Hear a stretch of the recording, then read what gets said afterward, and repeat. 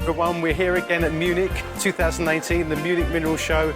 Really excited to be here because over the next 3 days we're going to dive in, we're going to see treasures, we're going to see fantastic, passionate people, and it's going to be wonderful to see what we have on offer this year. So let's go and do this, and I hope you really enjoy it because I know I will. Thank you. This is Hall A6 at the Munich Show, and this hall is dedicated to minerals. What I love about this hall is in one side you've got fine minerals where some of the best minerals in the world are displayed by dealers and collectors. But as you move over to this side, you've got the special exhibition. This is the sort of museum quality exhibit that the show puts in, where you see fantastic specimens from all over the world, from dealers and collectors and anyone who's interested. But also it's the Hall of Minerals. So all around the edges there's vendors from all across the world selling minerals to the general public, and it's probably the real go-to see for minerals at Munich. Really pleased to say that this year we've got privileged access as people are setting up the special exhibit here in the Munich Show. Now, when I say special exhibition, dealers, collectors, museums, hobbyists, owners are all bringing some of their finest specimens to put into the Munich Show. So what you see at the Munich Show when you come here is a museum quality exhibition going into the show for the whole of the public to enjoy, but also for us fellows professionals and enthusiasts to look at other people's specimens to learn about the whole landscape of mineralogy. This year is elements, so expect to see gold, silver, platinum, diamonds, sulfurs, but also some of the other elements that incorporate into minerals. So we're going to see the most spectacular things like aquamarines, wolfenites, probably the best specimens you will ever see in Munich from all over the world. So let's have a sneak preview and see if we can find some collectors to see if they're willing to talk about what they're going in and what they're showing us. Okay, we're very fortunate to be inside this setup area. I know that when people come and do their setup, they're very touchy. They want to get their specimens in. They want to make sure everything's secure. But we are very fortunate to be here with Evan Jones, who's just setting up some specimen in his case. We're just going to have a quick look at what he's putting in for the special exhibition here at Munich. So, hi, Evan. How are you? Hi, Alan. Sorry to disturb you, mate. No problem. Yeah. But I just noticed what a colourful case is about to happen here. Tell us what you have. Yes, this is a selection of secondary lead minerals from Arizona. Right. And so lead minerals, as you know, when the sulfide minerals oxidize, they produce very colorful secondary minerals. Sure, yeah. So we have a selection here of wolfenites. This is caledonite. That's a great caledonite, rich. This is a lead hillite. Wow. And then to add a bit more color, we have a wolfenite from the Red Cloud mine. Oh, now, yes. Let's have a look. Is this an old piece or a recent piece? No, this is a fairly recent piece. This was collected in 2015. Wow. That's brilliant. And this will add a touch of red to the case. So, voila, you can see the palette of colors. I'm going to quickly move across, excuse me. Yep. But that is an amazingly beautiful case.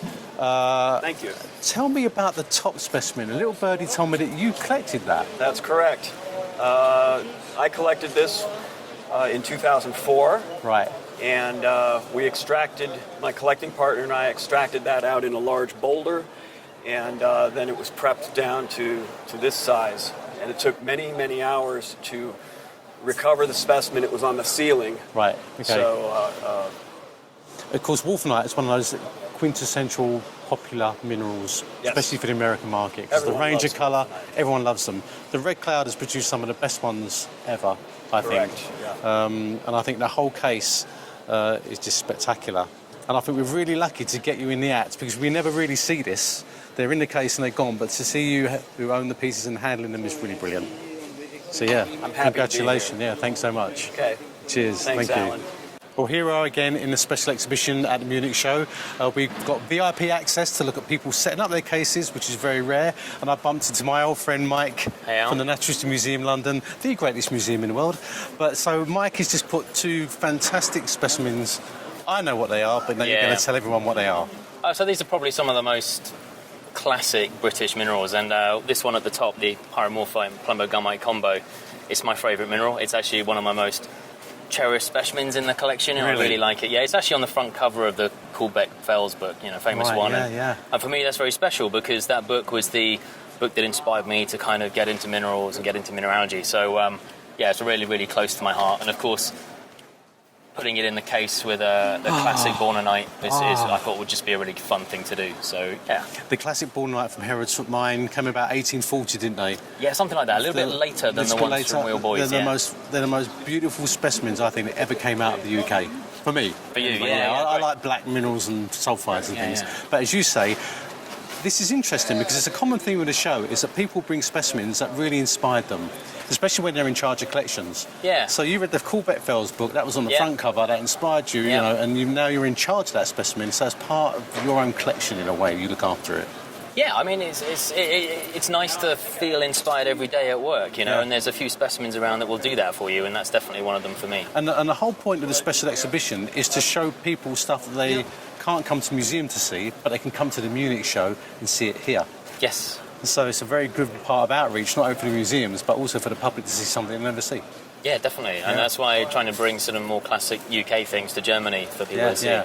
But there is something else that you brought. There is, yes. And if we go and have a look at that. An old friend of yours, perhaps? Yeah, it might be. Let's see what that is. Okay. It's a live walk around. We never usually do this at Munich. This is new. Yeah, so this great thing, I mean, it's a wonderful crystalline copper from Lake Superior, and actually belonged to John Ruskin. And you found that information out because I remember this used to be in the Mineral Gallery at the Natural History Museum, laying down in the front case. Oh, okay, I didn't know that. And everyone used to say, oh, it's just the copper. Yeah. But it's actually crystalline, and it's from Lake Superior. Yep. And it's one of the biggest. It is one of the biggest there is. I think so. I mean, we took it to Tucson about 2 years ago for the special exhibit there. Yeah. And a lot of the guys over there were like, whoa, where did this thing come from? You know, how did you end up with it? How did it cross the pond? Yeah. And so, it's got to have some fantastic history. And, you know, when Chris said, oh, we're doing thing on elements and copper is something, I would say, I just got the right specimen. I know exactly what you need. And so having a nice big thing on display is, a lot of fun. And what I love also is nowadays there's a fashion to give minerals names. There is. So you know, that looks like it reminds me of something. Yeah. And this was called... I called it the Swan. The Swan. But I can see that. There's been some other ideas as well, but at the moment, vaguely the Swan. So, maybe you guys should hold a competition to name it. There you go. That'd be great. That'd be fun, wouldn't it? Yeah, but I think this is a great specimen. And while we're here, yes, you've got a great chessie. Oh, it's a beautiful chessie. The size of those crystals are just absolutely amazing. And of course, another classic mineral, Lirocconite. Another classic. Yeah, that's one of your favourites as well, because you've done a lot of research on. I have done a lot of research on Lirocconite. I've spent a lot of time looking at them, and the Coolbeck-Fells pyromorphite, that's kind of one of the ones that got me started when I was little. When I got into it, the colour of this guy just blew me away, and that was if you like that sort of carried on. It's unique in the mineral world, is that colour? It's just really brilliant. unique. It's just amazing. Yeah. That's a beautiful case. It's nice. It works really well. It really works together. Yeah, I'm really pleased. Yeah. All right, well, mate, congratulations. No worries, not at all. It's good to see you. We'll have a beer later, and Sounds great good. to see you. All right, cheers. Well, hello everyone. I'm really happy because I just bumped into a really old friend of mine, Vera Hannah. Hello, nice to meet you. How are you? You Very are nice. head of collections of minerals and gems at the Natural History Museum in Vienna. Yes, now, that's true. That to me is one of the most famous and established museums in Europe. Yes, and we had very old specimens. That's right. Because we collect since a very long period of time. Right. And it dates back to the 16th century. The 16th century. That is incredible. Some of the specimens, not the museum itself. Right, yeah. And you've actually bought one for the special exhibition here in Munich. I had the best specimens from a very old collection. It was from Archduke Ferdinand II of Tyrol. Okay. Before he was Duke of Bohemia, and therefore he got a very special specimen from the miners from Bohemia too. Bohemia, right. Yes, and one of the specimens I want to show you. Okay. If you want to hold it in your hands. Of course. For you, I open Oh, thank the you. We love holding our specimens. Someone else needs the key. Hilarious. But now it lies Wow. there. So, this is Can I hold very... this? Yes, you can hold this. This is stephanite. Stephanite, yes. It's a silver mineral, but we're here around the sulfur. Sulfur. And it is a sulfate mineral. So it's a silver antimony sulfide, isn't it? And Yes. these are big crystals, and these are A from very big Joachim crystals. Stahl, Bohemia. Yes, and Wow. this specimen has the first entry in the inventory book in 1596. So mineral collecting dates back till the 16th century. This is modern mineralogy. All you see you at see the here. show is Yeah. very modern. Yeah, yeah. But you know, people began to collect special minerals Yeah, sure. in the 16th In century. 16th century. Yes. And if you think about that, that is 400 years ago. Yes. 400 years ago, Yeah. people were still collecting specimens like we do today, and this is the very earliest, probably in Europe. Noted, actually yes. noted in and, Europe. The Archduke Ferdinand II has the first museum in Middle Europe Right, in Innsbruck, in a castle named Ambras near Innsbruck. Innsbruck. Wow, that is fascinating. So this is a really rare survivor. Yes, And so- it's so great that you bought it. And you had it in your hand. I did. It's a 400-year-old specimen. Thank you. Okay. Thank you so much, Vera. Pleasure to see you again. Okay, I just seen Federico Pezzotta. Great to see you. He looked at me from the other side of the room and went, and that means something when you say something. So what are you going to show me? Yeah, I would like to show this rock here. Okay, wait a because, minute. This is a very beautiful case. This is a piece belonging to the Natural History Museum of Milan. Milan. I was able to get this rock for the museum many years ago. Right. And it was delivered exactly in Exactly this like box. this case? Yes. And I preserved the piece inside this box for many years. The piece was never prepared and never exhibited to public. This is the Wow. very first time in the life of this piece. The piece is on exhibit in a public. Now I'm intrigued. What's Now in I the want box. to show you how Okay. it shows up inside. This is amazing. That is fabulous. With the One- mirror. this is a lady's Everything's makeup co- case. Yeah, everything is complete. Okay. Really? Oh. We will get those. Oh my.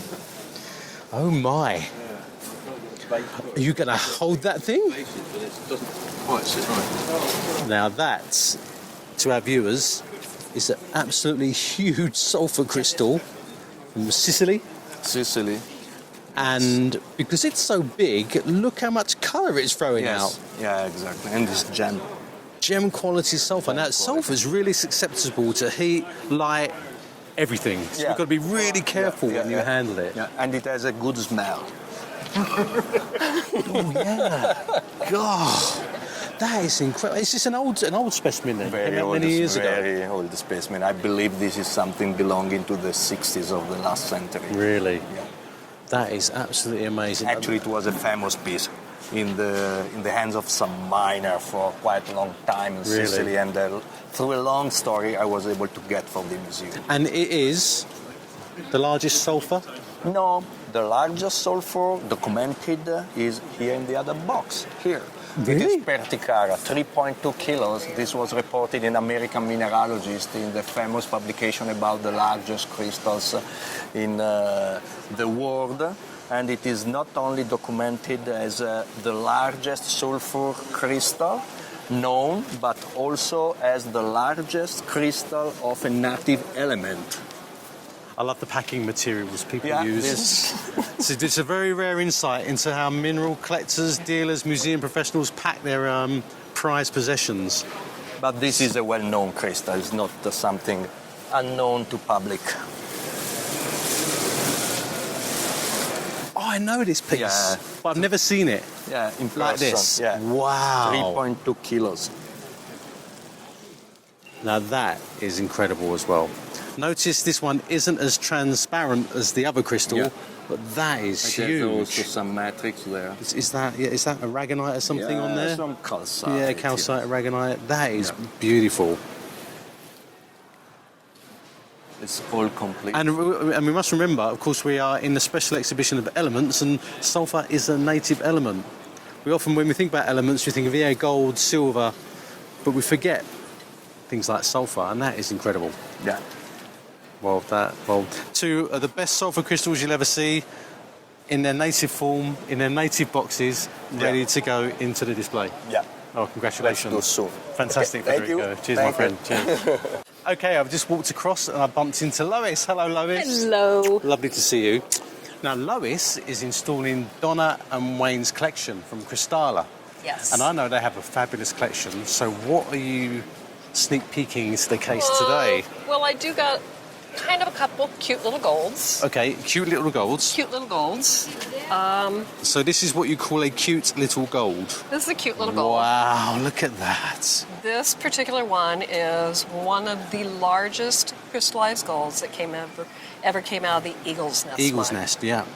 And so this was in the heyday of the eagle's nest in the early 80s. Right. And this was about the 300-foot level that came out of. Wow, okay. And you can see it's quite lovely and completely crystallized. This one, though, it looks a bit more deeper than later ones that came Yeah. out. Is that right? No, it was No? all about that side. All about this side of thinness, yeah. The seam was, you could see it right in the wall. Yeah. It was a thin seam. Yeah. And so they're always very easy to clean because of that. Yeah. That nice thin seam. That is such a beautiful specimen. These are just iconic now, aren't they? They're just so fantastic. Yeah, and of course the eagle's nest is no longer working. Right, okay, right. So this is So that's it? This is an exceptional piece. And Very, so, very. and so that is going as part of the Elements exhibit Yeah, here. this and is it's going to go over in there that case, the... and that will go right next to that looked one. Fabulous. That really showing out. It'll sitting right there, so it's a happy little That spot. is so good. That is so good. So, It's like a treasure hunt, this, for me. It's like looking at what people bring to the show. Just amazes me, and I keep picking out things, but I love this. Just let me see this. the red. This again. Look at that. I'm very partial to these. Are you? Oh, I love them. Did you ever go Red- up there and collect? No. Can you I? should have. Red beryl. Look at that. Beautiful Not red beryl. really. Usually you see one on Matrix, see don't one, you? yeah. But to have 1, 2, 3, 4, 5, 6. It's very unusual. That's a nice one. Very, very unusual. Because quite often you get one beautiful one set up there and just all by itself. It's But been to see a prepped nice cluster nicely. like that is But to have them all together just shows you that in some areas it was quite a rich deposit, wasn't it? It was. And it's unique, isn't it? The It's deposit is very unique. unique like that, absolutely. And you see, of course, they're all facing in the same direction. In the sort of like a flow direction like they're all this, yeah. flow. That really caught my eye because I really like these. I love the colour. I love the contrast with the Matrix as Plus well. you 'cause get it the just nice sets it Wawa off. Mountains. I Yeah, mean, it's the just sounds name fun. and everything. Yeah, it's a real classic locality. This little guy, Oh, wow. Wow, that is incredible. it is. So is that some sort of flattened twin or something? It's flattened, twinned, Yeah. and then it has little octahedrons that run Oh, all just down the face. can I pick it up? Absolutely. That's always been my favorite piece of all. That is incredible. It's almost got this herringbone pattern as well. Yeah. Look at that, all the way down the side as well, which is very typical Yeah, that's of from Bald twins. That is superb. It's just so cool. I can tell you like this. Yeah, there's big ones, there's spectacular ones, but there's something about this one. It has the cuteness factor. Yeah, that is amazing. And it's just interesting to see how it formed as Yeah, well. you're looking at, you think of the mathematical, and you look at it, and you're like, wow, that's really cool. Let me put it back in your lovely hand. Fantastic. Okay, Lois, well, thank you so much for a sneak peek. Sorry to disturb you. We better let you get on and do the no, case. not at all. I'm thrilled to show off Wayne and Donna's pieces. So. Pleasure. Thank you, darling. Take care. See you soon. Hi, everyone. Well, I've been nabbed and looked at Peter Ward. How you doing, my friend? Hi, Alan. Now, you told me you had a fantastic specimen that I've never seen, yet it was one of your prized possessions. And I'm so excited that you're going to show it to me now before it goes in the display case. It came out in 1977. I was that big. Wow, okay. And I used to go ferreting around in Heights Mine up in Weardale, in the old flats in Heights, in the very early days when you could still get really nice pieces. Really? These are one of the most iconic mines in the British Isles, isn't it, the Heights mine? Well, I liked the Gillis. Yeah, it yeah. produced incredible fluorite. Yeah. A lot of different colours. There was green fluorite. Yeah, There was almost colourless turquoise. Lots of Wow. different colours. But this piece, this was in a little hole in the wall. Wow, okay. And it took a day, or more than a day actually, to open up the hole. And I still have it. I've travelled all over the world with this. Oh, wow. Now, look at that. Now, that is a fluorite specimen. You know what? That is one of the best fluorites I've seen from the UK.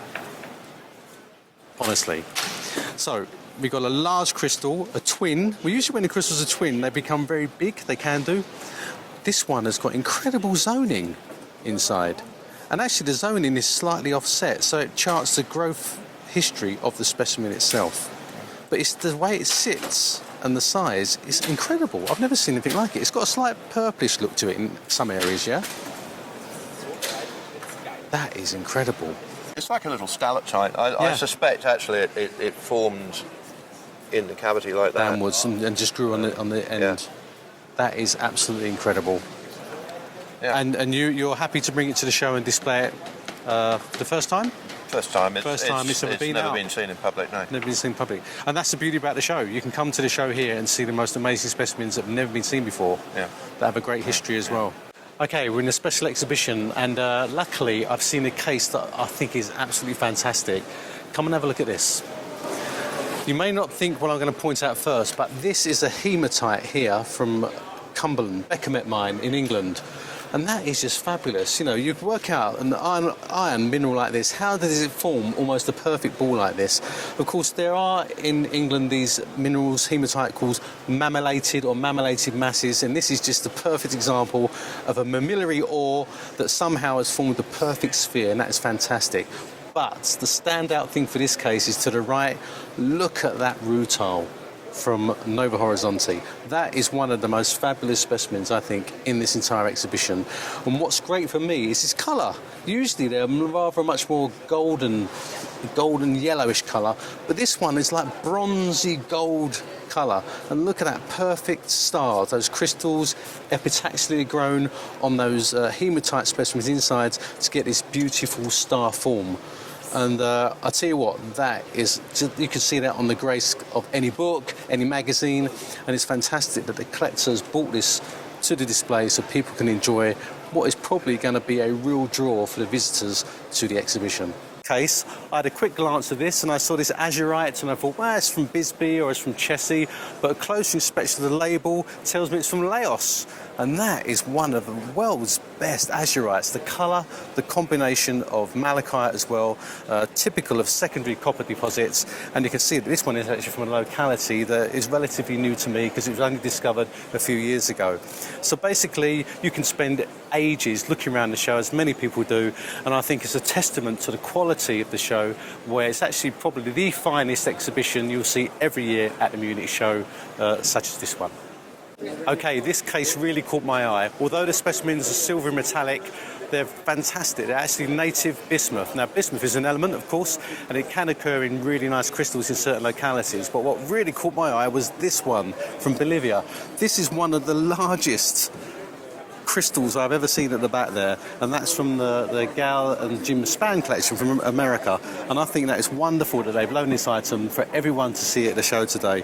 And of course, bismuth is one of those metals that is highly collectible. Often it's grown artificially, so there's a beautiful artificial one grown there. It forms these hopper crystals with this step growth that we call a skeletal growth, and these are really common to find around the show. You can buy them as artificial crystals, not natural. And if we just move across, these two are absolutely amazing specimens of German Erzgebirge bismuth crystals, highly collectible. You rarely see them of this quality, and it's only when you come to the Munich Show can you see items such as this. And these are wonderful specimens, and I'm really pleased to see them. Well, here we are at the special exhibitions again. We've been really lucky to see some of the dealers installing their specimens. You've seen my take on what I think is amazing in this display. But hang on a minute, why don't we do this? I'll turn on some music and you sit back and enjoy some of the samples here.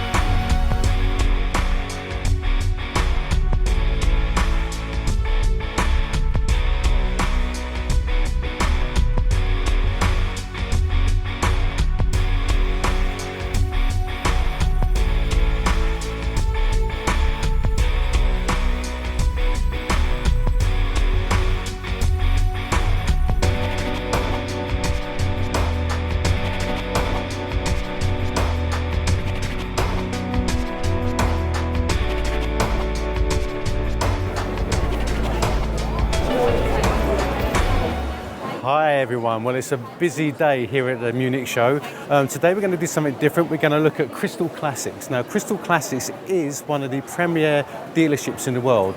What I love about this mineral dealership is that you can see a selection of fine minerals, not only from today, but from long ago. So you see museum pieces, quality specimens, fantastic items that you won't normally see at many mineral shows because simply the range of material on display is exceptional. So we're going to meet the owner, Ian Bruce. He's going to do a walk around with us and let's see what we can find in his booth. As you can see, it's so busy, but he should be hiding somewhere. Ian, how you doing, mate? All right? Good to see you. Good to see you. Yeah. I just introduced you, and I've said to our viewers that, in my opinion, in many people's opinion, this is one of the most systematic and quality displays you will ever see at a show because of the range of material you've got. So let's have a walk through, if we can, and tell us a bit about your collections.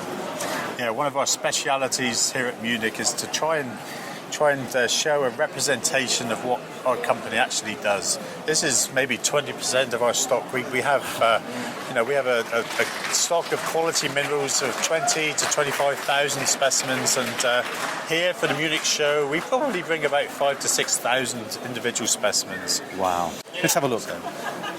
It's my magic box of keys. Oh, you've got Let's start at the front. Okay.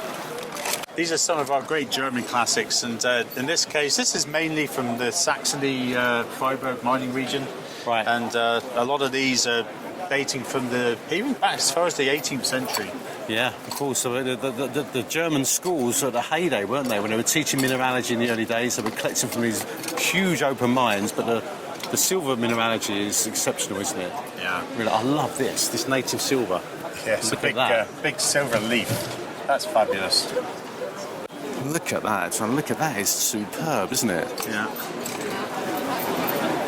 It's just Big feathers. like an old timer, isn't it? It's a classic old timer. Just beautiful. And, Sort you of know, thing you would see in a museum. Yeah, and it's something you would expect to see at the Munich show as well, to be honest. But you don't often see many of these anymore because it comes out of old collections, recycled. That's it. And it's great. There's so many collectors that this would be in their collection. Yeah, no, it's a good old classic. This is the Perovskite's good as well. That's nice. Yeah, we like Perovskite. This is a little one, but we'll look at some more later. Look at that red colour. Yeah. And as you know, Perovskite's one of the hardest things to get in the mineral world. Yeah. And this is from the old Albert mine in Schliemann mining district. Classic locality. Before we go out of this area, let me just show you this. This is from Friedersdorf, and we all see the cassitterites from China. And this is a real German classic. Beautiful cassiterite twins from the Friedersdorf mine in Saxony. Little fluorite group on top. Oh yeah. Yeah, that's fabulous. I'll tell you what I love about it. It's almost an underrated mineral, isn't it? Cassiterite. This is a great classic. Beautiful luster, crystal form. And this is just the think of that locality. before China. Before the Chinese ones came out, and they were 10 times bigger. This is a great cassiterite from a classic European location. Yeah. Came out in the 19th century. It's a real classic. And we often talk about benchmarks, don't we, in mineralogy? At the time, this would have been the finest of the species. Yeah, it could possibly have been. Other things are coming along and they're getting bigger and better, but some localities still retain that. Exactly. Yeah.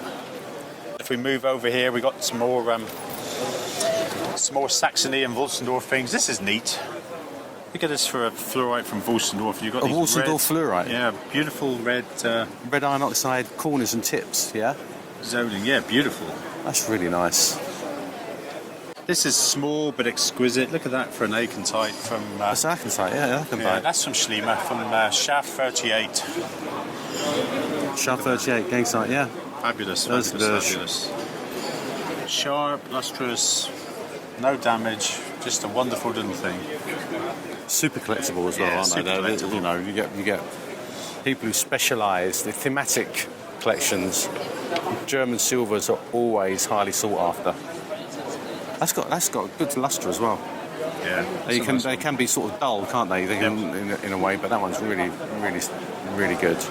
So that's a selection of some of our German minerals. If we walk around the corner now, we can systematically go through the European classic locations, Okay. country by country, and see. And we can see how busy you are as well. You know, Austria has a very good mix of classic alpine locations, and some of the metal mines as well produce great things. And one of the good classics from Austria, the Bordenites. Yeah, look at that. And it's a 19th, 20th, early 20th century specimen from Hüttenberg. And they're always partially, the Bordenites, you can see the shape, but they're partially pseudomorphed by Bindemite. Bindemite, yeah. That is real neat piece. Yeah, no, it's a good classic, that. And I love the way you still got the tiny little collection number on there. Yeah. From an old collection. That is really nice. Unusual to see them these days. I love these. Cavadi Gorge, Yeah, this is Alpine Mineralogy, superb hematite crystals, usually platy, and if you look really carefully, you see these little rutiles, little red rutiles on the crystal faces where they're epitaxially grown. That is, they're growing on the morphology of the hematite crystals themselves. And I know that these are highly sought after, aren't they? And you find a cavity of those and you think like, wow. And you see a few of them, but quality-wise, the luster of that and the form. Oh, these are phospheri. Austria as well. Yeah, just It's a little phospheri. from Yeah, the, aragonite, phospheri. They're like coralline growth, not corals, of course, but there's the morphology of the aragonite itself. Yeah, one of the great Austrian classics, phospheri from Styria. Very collectible. Very collectible. Beautiful stuff. Oh, it's the Develine. Beautiful Develine from the one famous find they had in Slovakia. Yeah. I guess this is 19th century Herrengrund, and one of the very rare copper minerals. Yeah. The good specimens that have ever been found all came from this one find. Very old copper mine. And that sort of happens today, doesn't it, as well? You get one find and that's it. And that's the beauty of mineralogy. And then all you have, then they work their way out. When they're sold, they come back to people, and sometimes they come back into the public domain and ready to be purchased. Yeah, exactly. And So this portion of our booth is more the fine display specimens. We have a lot of African minerals here, and a lot of more contemporary specimens. A lot of great things from Australia, from China. This is a case, isn't it? This is a real Fabulous case of minerals. Fabulous specimens. So You're gonna let me in? there's some great things in here. Let's let Al in. Wow. Right, this is a modern. Look at that. So that's an acanthite from China. Yeah, fabulous, huh? So this is a relatively recent new find, but that is one of the best I've ever seen, Ian. Yeah, fabulous thing. Look at these crystals. Huge, sort of pseudocubic. Yeah, see that would have come out within the last decade, but Yeah. a specimen of that quality will become a real classic in the future. Yeah, and you don't see these anymore now, do you? Well, this is another sort of big find. Yep. Then gone. One cavity and now they're gone. And you can relate this back to the German material earlier, can't That's you? it, yeah. So this is the modern day equivalent of the Freiburg specimens that came out That in is the amazing. 19th century. Yeah. You've got one here from Australia. Yeah. This is The Endeavour. Another I love modern these as well. classic. They're so similar to the Johann Jorgenstadt. Jorgenstadt. Really similar. You put two together, and you can see subtle differences, but same chemistry, same mineralogy, same conditions, but the other side of the world. Yep. That is really Again, one beautiful. cavity. Yeah, And that's minerals, it's gone. So that's great colour. Great colour. this is a lovely little thing. This is a real classic from Broken Hill, Australia, and that combination of the Pyromorphite, yeah. Pyromorphite on the coronadite. On the is just coronadite, beautiful. yeah. Beautiful, beautiful. One of the hard things to get from Broken Hill. Yeah. I mean, Broken Hill was an amazing locality. The range of minerals, and I've actually been there. I went into the pit of Broken Hill. It was the hottest place I've ever been. Yeah. 54 in the pit. Really? Bottom. Yeah. Yeah, 54 degrees. Crazy, but that is beautiful. This I like as well. This is Broken Hill. Oh, the spessartines, yeah. Yeah. What a combination. Look at that. If you can ever think of a combination piece, the galena. So the spessartine garnet in galena. Galena, yeah. Of course, you know, when you first look at that, you think, oh, it's a rhodonite, because you've got one there, haven't you? Can I pick this one up as well? Yeah. This is a classic rhodonite from there. Again in galena. And it's quite nice that you've got two similar coloured minerals, but totally different species in galena. That is great. So always when you come to the shows, you look carefully at all the specimens because you might be surprised. So someone just walking past that might think, oh, it's a rhodonite, but actually not. It's a very nice spessartine. A Greece epidote. It's a Greek epidote. Look at that. I tell you what, Ian, that is absolutely new to me. Yeah. That is new to me. Yeah, I was in Greece about a month ago, and we bought part of a fabulous collection. Yeah, it's Greek. So in Fabulous thing. epidote, you know, you always think like Napawan, then you think Green Monster Mountain. Yep. And look at that. Look at the quality of it. Yeah, and actually it's terminated. Yeah. They're terminated All prisms. terminated. Yeah, all terminated prisms. And they got a slight sort of fibrous growth just at the end. You often see that in tourmaline, but it's got slight fibrous growth just on the terminations. Yeah. Very, very... it's nice again to see something you've never seen before from Chimeria. I tell you what, you always look at the matrix. Just have a look at the back. See what the rock type is on. Wow, that's really... It's pretty as well. It's pretty, yeah. It's like a burst, isn't it? It's a famous blow blight errors. Yeah, look at these. Look, pyramorphite. It's been pseudomorphed by galena. This is from Germany, isn't it? Yep. Yeah, German. That is really nice. Very collectible. So the what would originally be in brown or green prisms has been totally replaced by galena. Very nice indeed. Usually see the wires. Yes, This is very rare to get a nice group of crystals. Yeah, silver crystals are rare. Of course, if you look, the Kongsberg is the place for them. They're the best. But they are the best. Yeah, that's really nice. Beautiful little miniature. Yeah. It's a lovely albiite tourmaline from Oh wow, that's really from Barra de pretty. Salinas in Brazil. Oh, that's classic Look at locality. this, no repairs or anything. It's totally pristine. Very rare to get something like that. I love this little guy here. Yeah, yeah. How they got that out without damaging it, I'll never know. Oh, these are right. And this is lovely. That's Have you nice. ever seen anything like that?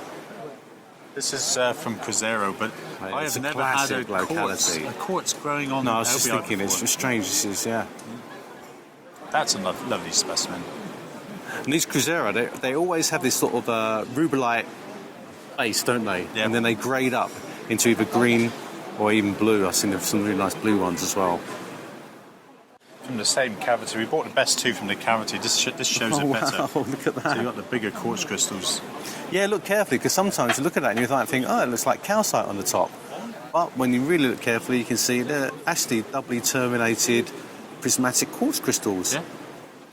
With very tiny striations opposite to the prism faces, which is, you know, another indication. But that's nice.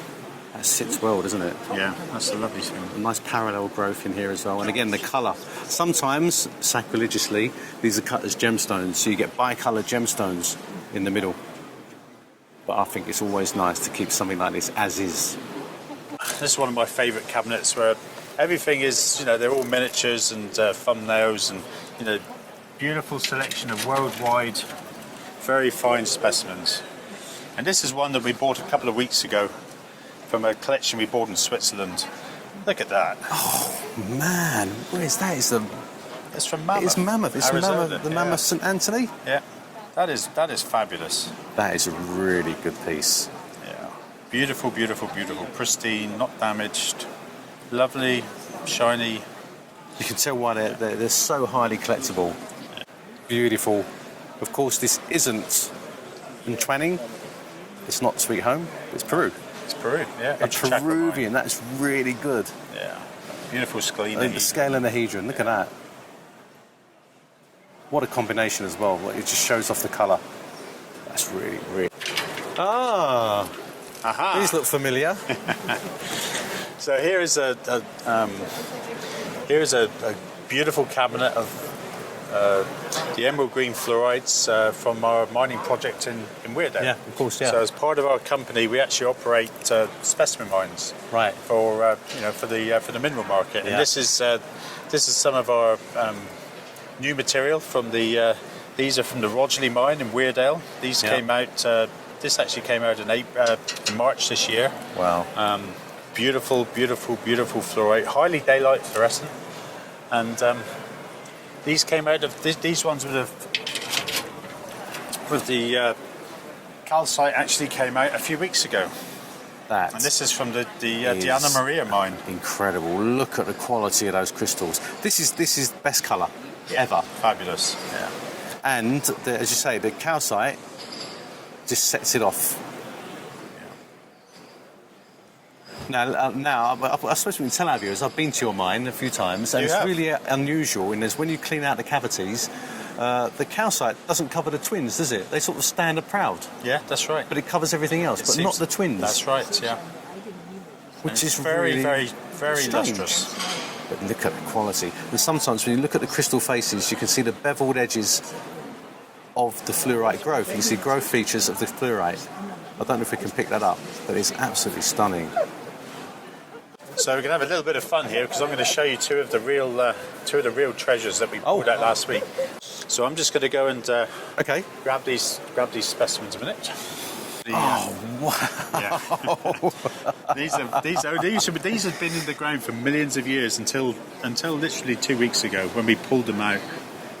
You know what? I've never seen such a lustrous fluorite from that locality, or indeed from England. Look at, it's all about the colour.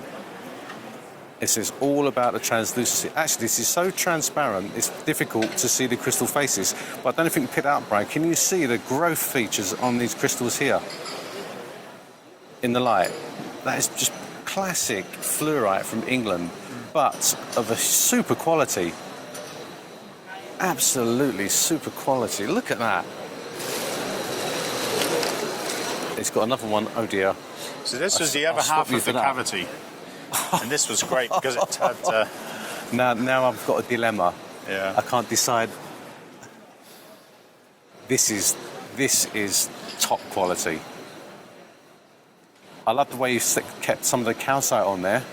That's just how it came out. It came out. We haven't removed nothing. It calcite. came out like that. That's how they come out. Yeah. And I'll show you a picture of us actually at the mine with that specimen when it was these were joined. This was one piece. And we've created two out of it. Look at the twins. It's all full of twins. In fact, there's more twins. Yeah, it's nearly all twins. And that's why it's all so gemmy. Tell you what, that is probably one of the best green fluorites ever found, if not the best. Did you ever see anything like that in the British Museum? No, nothing that quality. So this is a flashback. So this was on the 7th of October a few weeks ago, and we were actually at the mine, and that specimen there resulted in those two. So the two halves of that specimen Became are those two specimens there. Yeah, those two. That is incredible. So this is Miroslav, who Miroslav is great. He's he collected this. He spent 4 hours cutting this out. Yeah. And I was just lucky to be up there and help him pull it out of the mine. And that's the specimen straight out of the mine. See the luster that these things have. But can you also see how that is also fluorescing in the daylight, isn't it? It looks purple there because it's hugely fluorescing. Because it was never seen the light of day. It's the first time it's seen the light of day. Super fluorescent. So we go from that to that, and you can see the work and how much work is done to prepare such a unique specimen. This great case here it's all about fine, very high-end worldwide classics, and here we have a lot of the high-end American classics from Canada all the way down to Mexico and then down to Chile. So this is the North and South American very high-end classics, and then here again are some very senior specimens, things that would grace any high-end collection worldwide. Look at that. This is something wonderful. A Peruvian Perovskite. Yeah, but super fine quality. Still retaining its colour. That is really amazing. Little trigonal terminations on the top here, look. Oh, wow. And next to it, we have the super classic Fluorides, Chanacio. Probably the best known Perovskite location worldwide. This dates from the 1850s. Very, very old specimen. This great colour. deposit must have been incredible when you've been mining. Really? Yeah, we have no idea. Look at that. Sort of called solid Perovskite. Look, you see this scale anhedra. Great colour, striations on the crystal faces. What a deposit that would have been. But this is the sort of creme de la creme of minerals, isn't it, really? One of the hardest of the things to get. species. Don't see them. One of the You great see quite a lot of American those, but locations. it's a great American classic. Look at the size of those crystals. Huge parallel growth, forming these like bundles. Very typical of that mine, isn't it? Yeah, one of the great cavities. This is the same mine, same mineral, different colour. Wow. Highly lustrous and pristine. This is a really nice piece. That's beautiful. It's like a flower, isn't it? Beautiful. This is a twin siderite crystal from, of all places, from Isn't that Canada. neat? Yeah, Mont Saint Hilaire. Fabulous. Hilaire. Yeah, one of the great Canadian classic specimens. When was this found? Do you know? I guess in the 80s. In the 80s, yeah. This was from the Alexander Delorme collection in Paris, and we bought most of his best specimens, and this was one of the things we were very happy to get. I do love siderites. You know, it's a classic mineral. I know it's one of your favourite minerals as well, Yeah, isn't it? Yeah. So we're gradually working our way around. Now we're going to go back to the European classics. Okay, now on to your favourite subject, Mr. Hart. English minerals. British Ooh. minerals. Come on, this is where I grew up with. I grew up with British minerals. So I don't need to talk during this. You know more about British minerals Look, this than is anyone. the classic Lirocanites from Will Gall and St Day. I love these. Highly collectible. We see a lot of these in museums, but you never see them out in the public domain because they went to museums. These chisel-shaped crystals, you never get a blue colour as good as that, I don't think. But I love those. Really nice.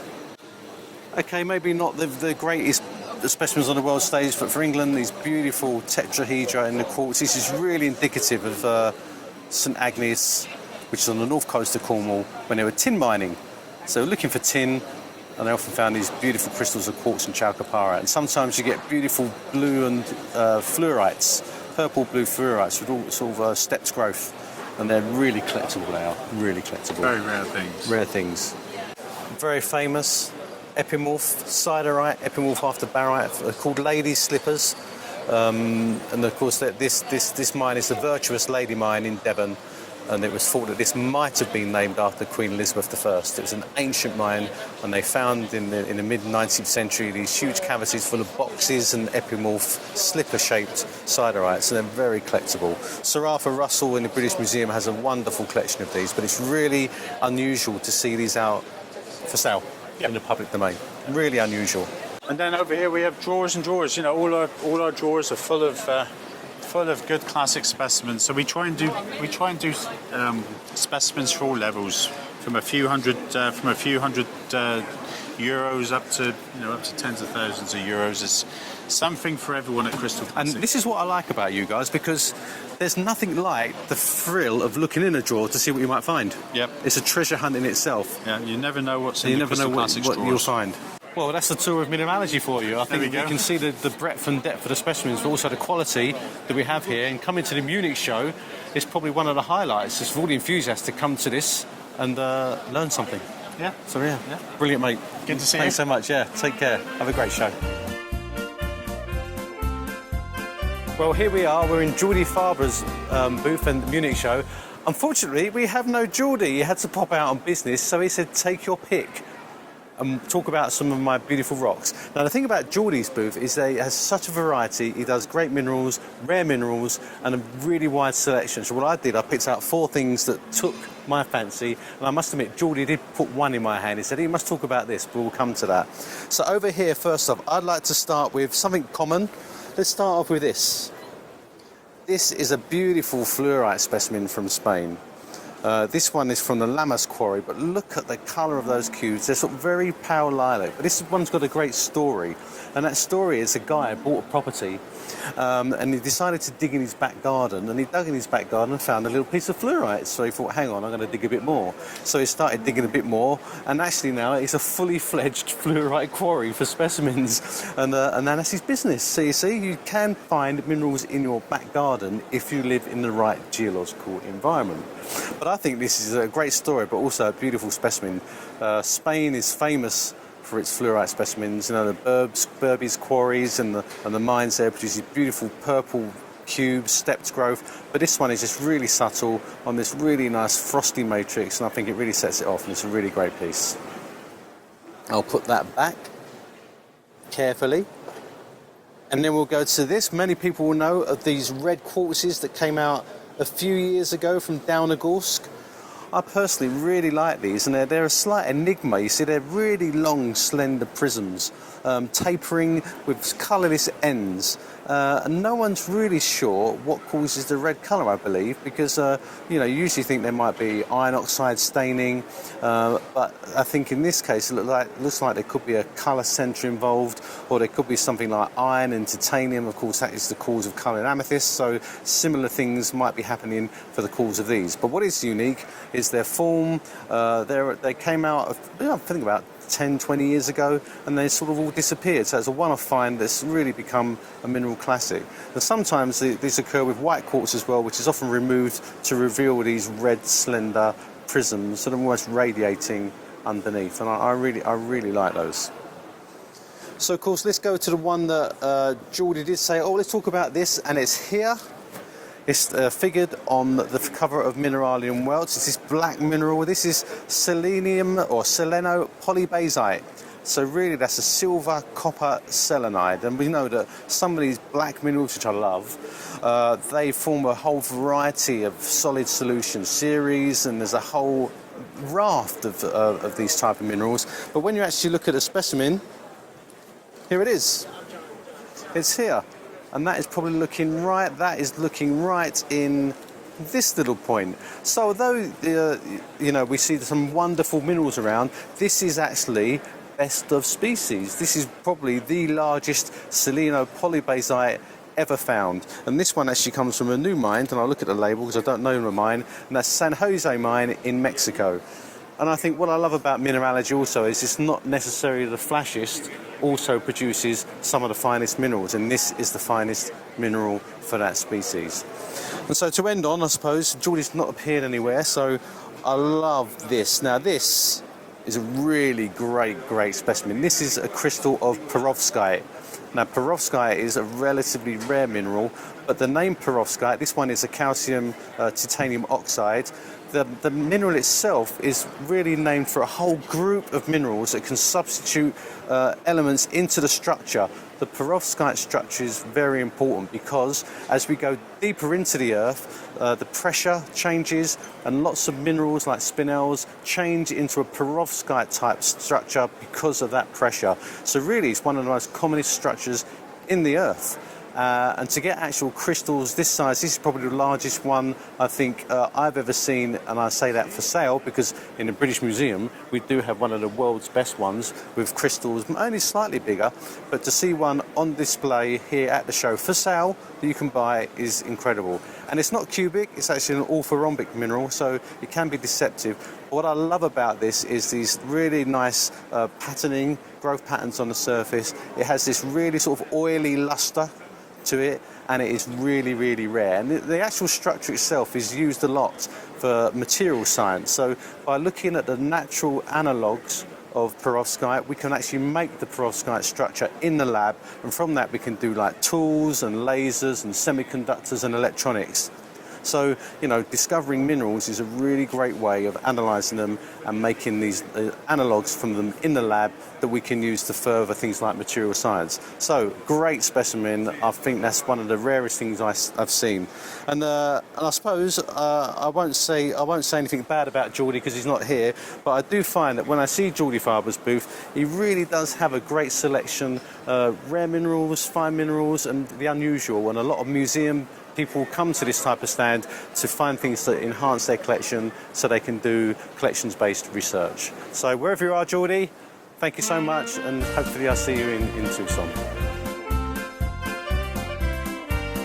Hi everyone, I'm here with Rudy. How are you? Hello, Alan. Great nice to see you again. Yeah. Now this year at the show, we usually go around the show and we look at a lot of minerals and specimens, but you are now incorporating some of your specimens into the special exhibit here in the Alpine area. Is that right? Yes, correct. Right. You got the correct information. Right, so unusually now, it's rather than seeing what you're selling and what you're showcasing, we're going to see some material that's very special to you that you're putting in the main exhibition. Yeah, this is a very good chance this year to have a look of some of the pieces from my collection that I bring for the exhibition. Okay, let's have a look. Welcome in. Okay, what do we have first? First we have a very, very special quartz from Cavradi. Look at this. Maybe you recognize the piece because it was the cover piece on the mineral supplement for Austrian collectors from Mineralogical Record. Wow, so this was a couple of years ago. This is a figured specimen on the front cover. Yes, of an important publication for the Strahlers and collectors of alpine minerals. Yes. And this is from Cavradi, so that's From Cavradi, famous for hematites as well. Yeah, it's normally famous for hematite. And if you look very closely, you find a little, and you find the Cavradi schist matrix. All right, yeah. And for the quartz, you can see also it's not totally clear. It's also a little bit smoky. Slightly It has the slightly smoky color, which is very common for Cavradi. What an unusual form. Yeah, the of the form crystals. is like I call it the butterfly because of the quartz on the bottom and then the twinning quartz on the top. But you've also got something here at the back as well. It's almost like, I won't say it's a propeller twin, but it's almost like a propeller if this was growing out, which is it's a common feature of some it's- trigonal minerals. Yeah. But that is really it's hard beautiful. to explain what it is, but it looks like natural art, and it's 360-degree. Yeah, all around. Total floater and very special. And for it's that. got a fantastic luster as well. And this was found about 5 years ago. 5 years so it's ago. pretty new. It's not too long. So, of course, I think one of the great things is many people can see the specimens in publication, Yes. but to actually see the actual object on that publication puts a whole new context, doesn't it, to looking Yeah, at it. I thought it's a good idea because most people only know the photo and now have the chance to see The actual piece thing. in the exhibition and here on the video. Oh, that's beautiful. Perfect closed gwindle on matrix That from there. that is like a piece of candy on matrix. Yes. Look at that. Now, gwindles, of course, are very famous in alpine mineralogy. They're very collectible. This is quite a flattened single course, though, isn't it? Almost. Yeah, and actually the closed gwindle is the most rare. It's the in rarest, alpine. yeah. And this is has extremely strange shape.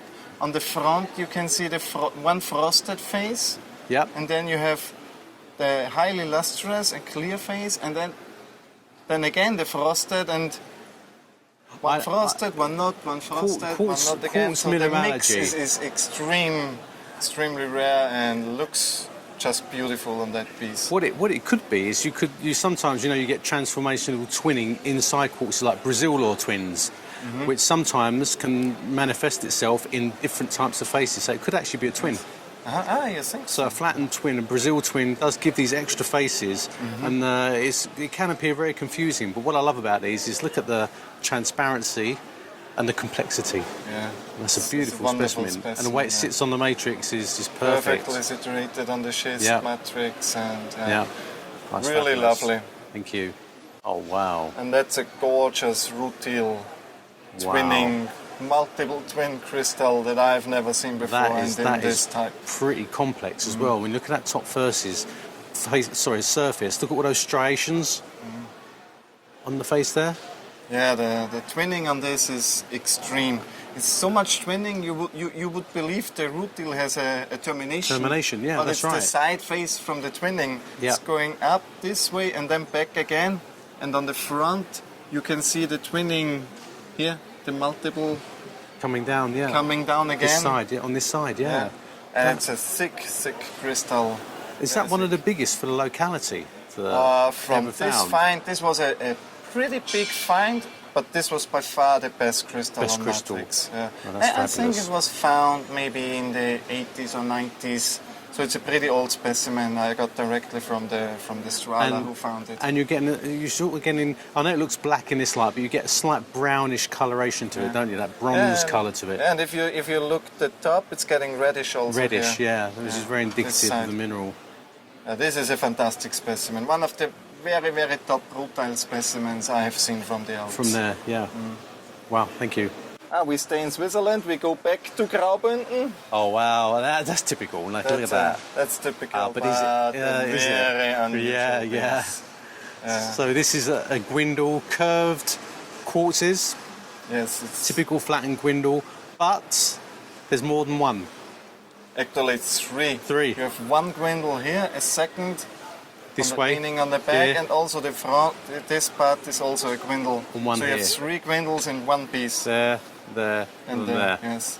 That And is that is unusual. It's unbelievable. And the funny thing is, if you look through this face, you can see the second grindle Yes, on the you can. back. You can see it here, can't You can you? see That- the shape of the back, so they're leaning each to other, but still you see all three grindles. Let's turn it round. Yeah.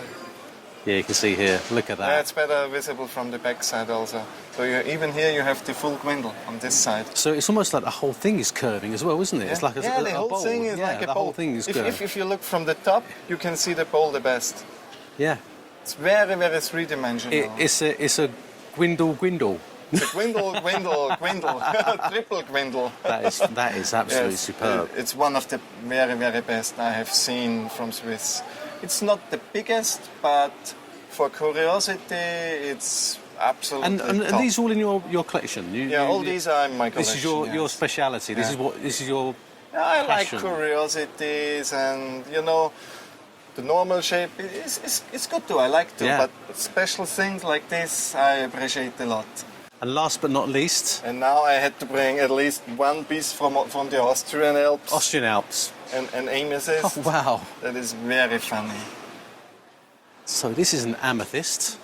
Quite unusual, isn't it, from the Alps? Yeah, this is from the Alps, the Zillertal Alps, Mörchnerkar area. And it's been obviously etched. Hopper growth at the top. Yes. And yeah, look at these windows in here.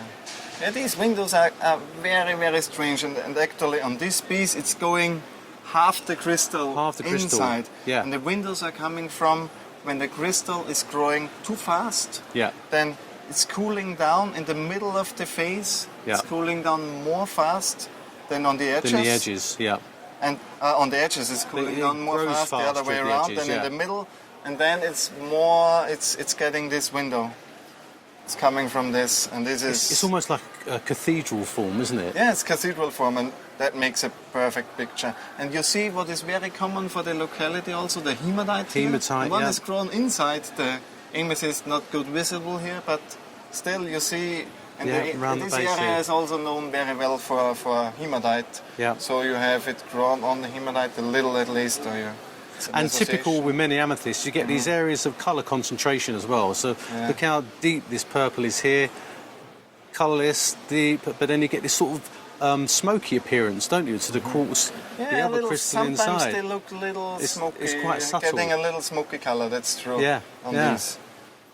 Yeah, and Wow. that's a perfect float. If you look the back side, the bottom side, you see it's Oh yeah, it just fantastic sits drawn there. on muscovite and adularia Adular. and little hematite. Typical alpine association. And very typical, but very rare to have. Most are just broken, Broken, at the broken, base. yeah. So it's not easy to find like this. And this was a very, very good find made in 2004, I Wow, think. so it's relatively recent then. 2003 or 2004. Yeah. It was the really hot summer this year. Wow. Everybody remember in Austria. Wow. And they opened the pocket of this in that year. Yeah. Brilliant. Okay. Look forward to seeing you put them in. Okay, Me mate. too. Thank you. Thank you. so It's a much. pleasure having you Cheers, here thank you. again. Okay, I'm here with one of the most familiar faces in the mineral circuit, and that, of course, is Dan Wyrick. How you doing, mate? How you doing? All right, All right. good to see you again. Now, I looked in your stand, had a little look through, and you've got an amazing array of specimens, I must admit, from so Yeah. many different localities. Yeah, we work hard. You know, we try anyway. Yeah, so. sure. So, first off, let's look in this case. Can we look at the Yeah. Azurite? Yeah, it's not bad. Classic locality, Sumeb. Sumeb, You yeah. have the remnants of the Marshall Zussman collection, yes? Yes, yeah. And these are all part of that classic collection. Oh, look at Oh, that. the size of that You thing. cannot beat Sumeb Azurite, should I say that? But look at that. Beautiful crystals showing that deep blue when the light's right, and that colour and form. That's a big crystal. It's a big crystal. Beautifully intergrown with the other one as well. Yeah. Other two. Of course, the Sumeb mine is famous. Yeah. It's Azurite. It's Long one- clothes too. Defining species. I always look at the back as well. Yeah, look at that. Beachten Sie folgenden Sicherheitshinweise. perfect. And the amethyst is unusual, yeah? Yeah, there was a small pocket of these in 2009, and they're unusual because they're on the brown calcite. You don't see those, do you? You just don't see that. Vera Cruz. Veracruz, yeah. Piedras Paradas, yeah. That really sets it off, doesn't it? I love about the Vera Cruz. It forms these sort of like radiating groups, doesn't it? In really great specimens. But to have it on this calcite, these sort of like sheaves, aren't they? There's sheaves of opaque calcite. It kind of reminds me of the old Santa Eulalia calcites. Yeah, that's right. You know? The old style pieces. That's really beautiful. That's a great Kongsberg as well. Is it Kongsberg? That's a Kongsberg, yeah. That is really good. Yeah, it's Medusa. Oh, right. I love the way you dealers give their names to things. Medusa's head, yeah? Medusa's head. Look at that Why not? thick wire. The best silvers came from Kongsberg. Arguably, I know there's some German collectors who love their silvers. Yeah, somebody might. There's some Mexican collectors who love their silvers. They may argue with you. But that is just a right. massive twisted wire. And it's an amazing... I was actually lucky to go to Kongsberg and go underground there. And didn't see anything, but it's just amazing they came out the ground where they came from. But I love those. A little bit of calcite, just because they were in calcite, a lot of them. So, brilliant. Thank you. And also, you have a figured specimen, yeah? Yeah, this is from Wilhelm Orter. He was one of the first mine captains in Sumeb in the early 1900s, and this was one of his... That's the actual specimen top, he owned. That's one of his top pieces, yeah. At the time, so that's really early. That's 100 plus years out of the ground. Right. Okay. So that's when probably the mine. Well, it's obviously when the mine was when they first very shallow. Stage, very shallow surface workings. They called it the Gossan, didn't they? At the top, it was a hill of Gossan. Yeah. And then, of course, they mined down and they reached a secondary oxidation zone at depth, which resulted in some of the commoner species we know and new species forming a whole variety of mineralogy. An amazing a geological sort of freak, isn't it? Yeah, it is. Yeah. Really. And it puts out such colorful stuff. That's what makes the collectors happy, Yeah, absolutely. But, wow, neat, like things with a history and documented as such, Yeah. And I'll see what, Dan, I've got to see this. Look at this. That's not bad. That's killer for Germany. That is killer for Germany. It almost looks like one of those Mexican ones. That's German. That's late 1950s, 1958 maybe. Hexagonal stacked crystals. Beautiful. It's been lovely prepared as well. Really, really clean. And that is really collectible. I think I sort of missed these. This is it's I think 2008 maybe. Yeah, these came from Merilani, Tanzania. Yeah. Fantastic dioxodes I found. They were associated with graphites, weren't they? Some of them. Yes. What a combination! But for me, as a sort of a rock forming mineral, look at the colour. Incredible colour and size and form. Shows some translucency and there's a little graphite on the back. There's graphite on the back. Yeah. Look, what a deposit that is. It's unique almost. Very unique. Yeah. For that. That's a great crystal. That is really spectacular. From the Christoph mine, these quite recently came out. I would think within the last 5 years or so. That. I tell you what, dioptase, it's got such a unique colour, isn't it? It's bright, really deep. And you can just see the flashes in the termination there. And it is terminated. I love the termination. Look at that. It's perfect. This is the perfect crystallography for the species, except in this case, it's slightly elongated. But that is really great. On the Smithsonite. Of course, that's such a beautiful combination. This one was actually in the special display here last year. Oh, it was? Yeah. Can I have a look? Oh, I love this. Look at the quality of that. Pristine. Sometimes it's hard to see the blue colour, isn't it? It's getting real black. Yeah. But when you get a good light on it, you can just see that really deep blue coming through. It's almost like a cobalt blue colour. And on the Smithsonite, what a beautiful combination. That soft, sort of teal green Smithsonite setting it off. Yeah, and the Uramavite. That's amazing. The interrupted growth there. Look at that. It's a rare mineral as well, isn't it? But that beautiful long lavender crystal. This is big. It's really big. It's really good. It's about as big as they got. Yeah, absolutely. As good as they got. Yeah, I love this. I love that interrupted growth. It's like cavernous, isn't it? Yeah. With this sort of rind around it. That's foytite. Is it? Yeah, okay, right. That is really spectacular. And it's sort of got that sort of yellowish lavender colour. Changes, of course, as you change the orientation of the crystal. Pink smithsonite from Sumib. Wow. The size of that crystal. That's huge. The translucency, the pearly luster. Yeah, it's got everything. Typical, except the size. That's massive. That is really huge. good. Yeah. These are really collectible as well, aren't they? Oh yeah, they're sort very of famous, popular. Yeah. Popular for the locality, but that is a really good piece. Again, a lesson in crystallography. Look at that. But look, just come on, gem mineral. Look at the colour. This is really pristine. And if you hold it this way, it's nice blue, and then wow, ding, purple. Look at that. Differential absorption due to crystallographic orientation. And sometimes some of them go a deep red down the C-axis when you look this way. But this one, when I was at the museum, we had a smaller one of these. Yeah. And the people who didn't know much about mineralogy or gemology were amazed that you could find a natural substance. That changes the colours, They just couldn't believe it. Yeah. And it sold the subject to them. Yeah, yeah. And you can see in there, there's a slight ghost, isn't there? There's a sort of, see that? Oh yeah, yeah. Ghost in there as well. And sometimes you get these inclusions, these tube-like inclusions are quite common. But that is showing a slight ghosting pattern as well. That is brilliant. Thanks for your time, and I look forward to seeing you in Tucson. Yeah? Tucson. It's only a few months away. I know, round the corner. Only a few months away. Brilliant. Okay, thank you. Cheers. Thanks.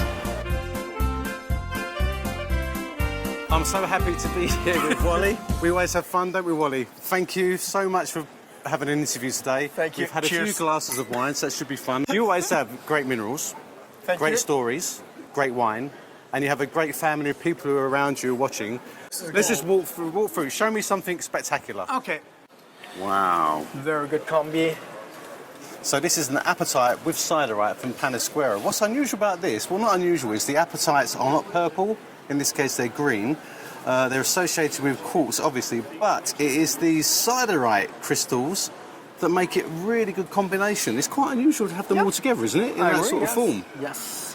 And also the sharp siderite crystals. Yeah, they're relatively sharp, and it's an unusual combination. But you know, this Panasquera mine is famous for its apatite crystals. They're well known. It doesn't work anymore, does it? The Panasquera mine is it's still a working mine. Yes. So is this a recent specimen, or is it? No, it's an old one. An old one. Yes. Yeah. But I really love this sort of foamy sea green colour. Really nice, and as a specimen as a whole, it's a really good cabinet piece, and it's just a really unusual combination, isn't it? Really unusual. Yes, especially with this blocky siderites. Yes, that's the more rare crystals. On there, yeah. Yeah. But this is really. Can I pick this one out? Yes, This is really interesting. This is from Big Rig. Now, Big Rig was a mining area in the UK. These really nice prisms. They're sometimes included with these sort of manganese or iron oxides. But about 5 years ago, China produced some prisms that are really, really similar to this. But this is a very old, very old English piece. Yeah. Shut up. Yeah, there's always things, but you know, these are really rare to get them that quality and that thickness. Yeah. And this has actually got a termination on the top as well. Yes, look here. Incredibly good. Beautiful termination, yes. yeah. I really like that. That's really great. And then this one here, this is a classic Big Rig. Yeah. That is a really good specimen. From Big Rig as well. Yeah. So they used to call these like the dog tooth spar because they've got pointed scalenohedrons. They're sometimes rounded off with a rhombohedral face. Highly collectible because calcite is quite soft. So to get them without any dings or problems is really good. And this came out of an old collection. Of course, yes. Wow, I really like that. Maybe we need to repatriate this back to the UK maybe sometime. Okay, don't hesitate to buy it. You know, usually the Amazonites are puzzles. Yeah, okay. Yes, this is a very unusual thing because it is not repaired, no restored, no color pressing inside. So this is a fantastic specimen of microcline and smoky quartz from Pikes Peak. That's right, yeah? Yes, and it is not glued. There is no repair, no restoration, nothing on it. Straight as it came out of the ground. Yes. And for that, that's a really good colour, isn't it, as well? Yes, yes. And I love the way the feldspars are almost aligned here in this sort of sheath-like pattern, and the two really nice smoky quartz that really define the locality. Yes. Yeah. And you see also the hematite inclusions inside the smoky quartz. Smoky quartz as well. Yes, yeah. you see it's glistening a little bit Actually, inside. you're right. Yes, you can see that. I didn't realise that. Really? Yes. Wow. Yeah, that's Very good really one. incredible. Really nice. Thank you. Let me hand it back to you. That is a standout piece, isn't it? Oh yes, I agree. This is a fantastic Gwindel from Puiwa with a very nice twist. Now we've Absolutely seen a few of these at the show. They're very popular in Europe because it's a perfect alpine mineral as well, isn't it? Yes. But look at that, this Gwindel again, these open Gwindels, quartz all together in parallel growth with that twist on the surface.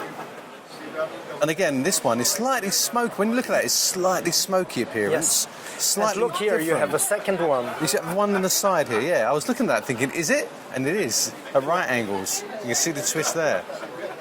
And on top of that, it's shown off by this Fluorite invested quartz as well. So it's a really nice combination. But these are so collectible, aren't they? Everyone loves them. Oh, it's a Russian one. I didn't know it was a Russian one. It's a Russian one, yes. Oh, right. Oh, I didn't realise that. It's a Russian. It's a Russian. And this quality... That's unusual. Yes, this quality for Russian is insane. Yeah, really spectacular. Yes, Russia. yes. I agree. Look here. Wow, look at that. That's a big one. So this is Opel Australia. These were actually found on the surface probably 120 years ago now when they were bleached in the sunshine, would you believe? And when you dug a bit lower, you found these beautiful pristine opals in this pseudomorph after mineral icaite, and that's why you have these beautiful crystal forms. And they form these pseudomorph pineapples, which are really famous, aren't they? Okay. Very collectible as well, and rare these days. Why and are you laughing? This one, no, I'm not laughing. It's really good because it's still got you can still see the opalescent colour because when the sun hits these things, they tend to crack and bleach and they go a bit white and a bit opaque. But this one still retains that beautiful opalescence, which of course why we have opal. Axonite. An axonite from Paki. Great mineral, but this one's from Pakistan. Pakistan, yes. Of course, we are used to the classic axonites from Bordeaux in France. Yes. But, you know, then, of course, the Russian material came along, the mangan axonites as well. Yes, and, I agree. you know, then these wonderful axonites came out of Pakistan, and I think they're just as good as any other locality. Look at that. These flattened brownish crystals on matrix. This is really sculptural as well. Look at the backside. The perfect axonite form. That's a perfect axonite crystal. That form like triclinic, so it's got very strange morphology. That means that all the three crystallographic axes are at different orientations and different lengths. And so you get some, the crystals are not really symmetrical when you look at them. And in this case, they're flattened. So that's a really beautiful specimen. A fantastic gentle white on quartz. Chinese? Chinese, yes. Huang Gang. The Huang Gang mine has produced the strangest mineralogy ever. Yep. You know, we wonder about what comes out of that mine. But this is fantastic. So, Gentelite is this mineral here. That is these sort of tetrahedral shaped crystals, and then you get these prisms of quartz. Now, what I like about this, it looks like the quartz is like a cathedral for the Gentelite, isn't it? It's just sitting there beautifully. It's such a sculptural specimen. Look at that. Set up in a dark matrix. It's all everything points towards the centre mineral, which is what this mineral is about, and that is a beautiful piece. Look at that. So these are Himmelfirst mine, Freiburg, yes. So when you think of native silver, we always think of Kongsberg, of course, we think of Mexico, but of course Germany produced some of the finest. And it's almost like growth of hairs out of the matrix. So look at it, thick wire silvers that form these beautiful bundles of silver wires. They're really collectible, aren't they? Highly collectible.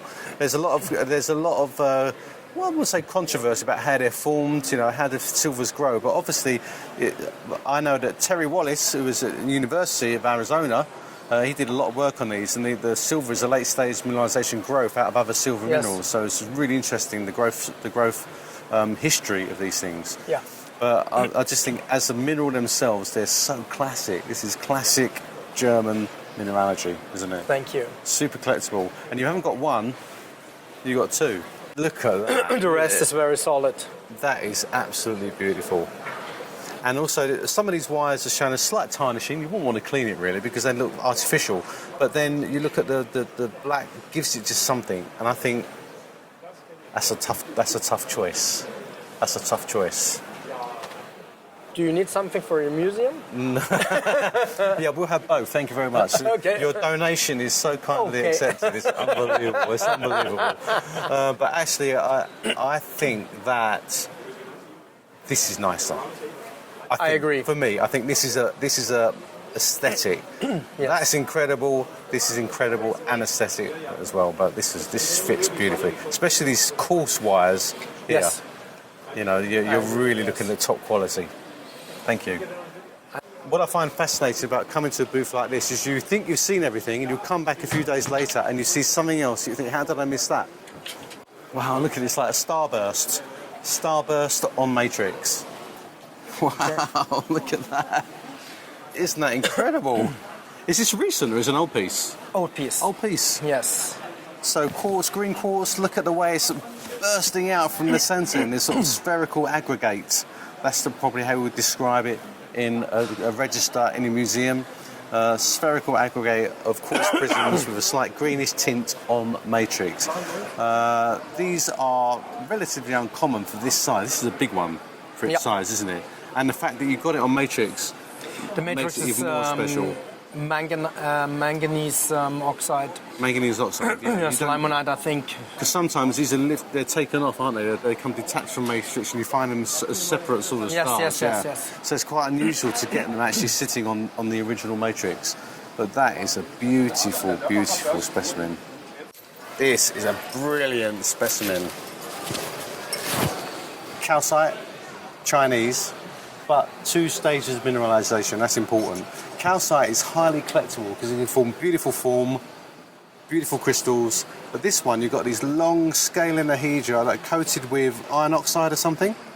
And then there's a later stage mineralisation of these flat, squat, rhombohedral crystals with a slight iron oxide staining on the top. So you're not only getting beautiful calcite crystals, but you're getting the process of mineralisation, which I think, from a scientific perspective, tells you a lot about the deposit as well.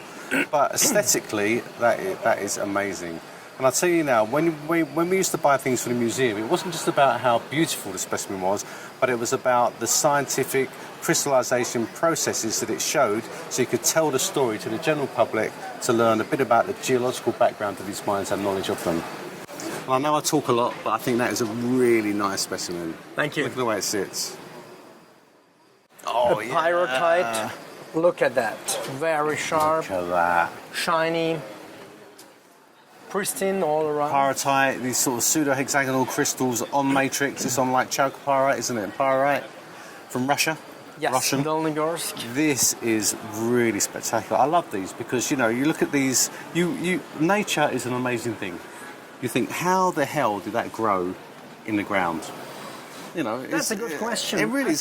There's no answer. We always ask that. We sort of know geology, we know how things form, but the time, the process, the right elements coming together. It's nickel, isn't it? Iron and nickel together, sulfur, producing these beautiful specimens. And look at the way that captures the light. They're really nice tabular crystals. Okay, Wally, well, it's been a pleasure. Alan, it was a pleasure. Always a pleasure. You show me some great stuff and our viewers, and I look forward to enjoying another 5 glasses of wine next year. Of course we will do. Yeah, absolutely. Let's go ahead for drinking.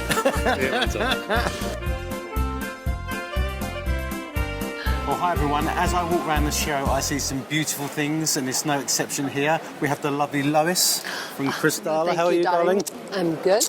And there's a little piece of heaven in Lois, but a little piece of heaven in the beautiful British minerals that they have in Germany. Can you believe that? A beautiful, beautiful case. Now, I looked at this case, and Lois kindly said, take the keys, open up and pick anything you like. So, I'm going to first pick out the Bornite. This is a classic British mineral from Illugan in Cornwall. People say to me, I like black rocks, and I do. I've lovely form, but this is really This neat. is a peacock-looking It's a rock. peacock ore. It used to be a peacock ore, but then you get this iridescence here. That's probably on the chalcopyrite though, but it's these lovely tufts of rounded bornite crystals all over the surface, and that is a really nice piece. You're getting a little too excited about these Am I? English rocks. Oh, I've seen a lot of English rocks. And yes, you that have. is a really, really nice piece. Quality. And actually, you're getting that steely blue colour from the crystals themselves. Mm-hmm. Because often they're coated with horrible other things and they get a bit messy. Well, the wonderful part about this is when we got the Philadelphia collection about 10 years ago, we split it, of course, and Wayne took his part out in English minerals. Right. So that's where we got this amazing collection of English minerals, and Wow. most of them came from the Philly collection. Really. So these are classic British minerals, old timers, obviously from the heyday of British mining, probably about the middle 19th century. Of course, look at that Fluorite. You can't believe the colour. You cannot beat the colour of Fluorite. Is that just... super collectible. And large crystals and a nice little crystals, bug. nice little tabular crystals there, and even Fluorite's a funny mineral because it can occur in these greenish crystals as well, and you can see them here. Green crystals You get a around here, green green around in the middle, edge. Slight change in chemistry. There's a lot of debate about why that's happening. I know Mike Rumsey from the museums analysed a lot of these, and he's going to write something up on this. But I look at that, what that mine must have looked like. Yeah, it and must the have been color and the incredible. nice zoning in it. And of course, when you get that nice bug, you know, Yeah, they've very got space to three-dimensional. crystallise, and but it's the colour. Colour is everything. Colour. Will Gorland, the mine, is in a field now. It's a nice little field, a few humps here and there, and you wouldn't believe that these things came out from that fantastic mine. Yeah, this is so exceptional, and people come by and they're like, "Oh my God!" That's really, And really nice. then, of course, I tell them the price, and they fall down. So then I can tell them they can buy a little one over And there. they can't. I mean, there's a tiny one at the bottom. Yeah, just in case. No, they're it's not so uncommon after all. No, that's a fallacy. Of course, they're It very, is a fallacy. very rare. Look at that. And the mark of a good heart-shaped twin is there's hardly any damage on the top surface. They really easily get chipped along the surface, but look at that. That is beautiful. That's why we've heart-shaped tried twin. not to drop it. No, but you can see why. Look at the cleavage. Yeah. Cleavage planes all the way through this thing. I love these little speckled manganese oxides all the way through it. It gives it real character. But the And if you size look- of that is huge. And yeah. if you look really carefully, you can see the thin film interference, the slight iridescence coming from the high dispersion of calcite itself. So it's really, really pretty. No, I've got to pick this up. This is not British. This is not British. No, this is, gosh, Shannon, look at that fluorite on quartz. A lot of the fluorite you see from Switzerland and Chamonix, Mont Blanc, they're a lot sort of sub-translucent. These are transparent. Yeah, and of course, when Totally this was transparent. found is when they were cutting the road through. So this is Samplon Tunnel. It is. Okay, so people who don't know, that was a big railway tunnel between Italy and Switzerland. Yes. And as they drove through that tunnel, they were discovering the Alps, the actual structure of the Alps when they were doing that. And they kept hitting fault zones and lots of water, and it was a real pain to put a tunnel through. But with those fault zones They became found- lots of mineralisation. And the clarity of the quartz on that is just phenomenal. It is. That is perfect. I mean, you can read right through it. It's just beautiful. And you know, you might like the specimen up that way, or let's make it into a steamboat that way. It looks nice like this. It's nice like that. It's all round, but you know, that caught my eye because the pink colour sort of sometimes disappears. Can you see that? It's just very strange. When you get really translucent fluorite, it deceives the eye in terms of its colour. And that's really nice. The Cavradi hematite. This show is producing a lot of alpine. Well, yes, in this area there are some Tell you what fabulous though, stuff. that is big. It's big. Size is everything. I've been told. That is, look at that. Look at this, a huge stacked plates. Yeah, the luster is nice on that. The very Always- three-dimensional Always again. look at the back as well, because look at that. And there's a massive big rutile crystal in here as well, Right in flattened it. rutile. These are famous for their epitaxially grown rutile. This one hasn't got, there's a few here on the crystal surfaces, but that is a big one. Okay, well, I've had my fill of British minerals and some beautiful Swiss and Alpine minerals. So, Yeah, Lois, all I can say is thank you again, It's a darling. pleasure. What a pleasure. And I'll see you soon. Absolutely. Take care. Thank you. Hello everyone, I'm here with Mustafa from Fine Art Minerals. He's a specialist in Pakistan, Afghanistan minerals, and he's one of my best friends. Hey Alan. How are you doing? Very well. I know he's going to show us something really fantastic, and I'm sure he is. So I try my best always. What have you got for us? I like to start with Perovskite that I've been involved for the past 2 years very heavily. That's right, and I remember. I think I am blessed that I brought one of the best pieces in outside market in America and Europe. Wow, So okay. because of that, I like to show another pocket that we opened, the deep color that is open recently, and I want to show the best piece of that pocket. Okay. Oh, wow. Well, it's changed colour. The color is incredible on that, and they're on matrix. Wow. If you see the size of this, it's just incredible. And it probably might look a broken crystal, but it's not really. It has a perfectly crystallization on the front and on the back, and you can see the chromite matrix, because basically it's a chromite mine that they mine and find the Perovskite. Right. And the matrix is chromite, and this is the largest perfect crystal of Perovskite we've ever seen. They're almost like little flattened spherules of radiating crystals, aren't they? All joined together. Yeah. And it's a much more orange colour than the lemony yellows that came out a few years ago. That's right. Yeah. That is really great. I'll tell you what I love also, it's on matrix, because as mineralogists, we like to think, how did this form? And it says chromite. Yeah. And I know Perovskite is a magnesium hydroxide, hydrated, and also that Perovskite sometimes is a alteration product from altered serpentinites and things. So the chromite is altered. Yeah. That's why it's grown in this rock. Yeah. Probably a part of an old ocean floor. Yeah. Would you believe? But that is a really brilliant specimen. I mean, the color is incredible on that. Yeah, it really is. In past we saw the lemon color, but this is like deep, deep yellow, and you can see through in the light, without the light, and the luster. And these are coming out. These are actually, you've been mining these now. Yeah, now I'm mining these ones, and this is a recent production. If only this mine is left. The previous mines are not producing as much as it used to do, but we are happy that this mine is producing, and we're trying to get hold of the best piece possible. We're trying our best. Of course, yeah. That particular piece is so sculptural. It's an incredible. I don't know if we can just pan over the back over there, but you can see the cabinet in there. Yeah. Just how much material is coming out. But look at the variety are the best of the best. Colours. Believe it or not, these are the pieces that have been selected from hundreds of pieces, one, two pieces, and I've brought all the best of the best. But the color is just incredible. The whole variety of form and colour is shape, wonderful. The form, the color on the matrix, bubbly shape, and then different sort of shapes.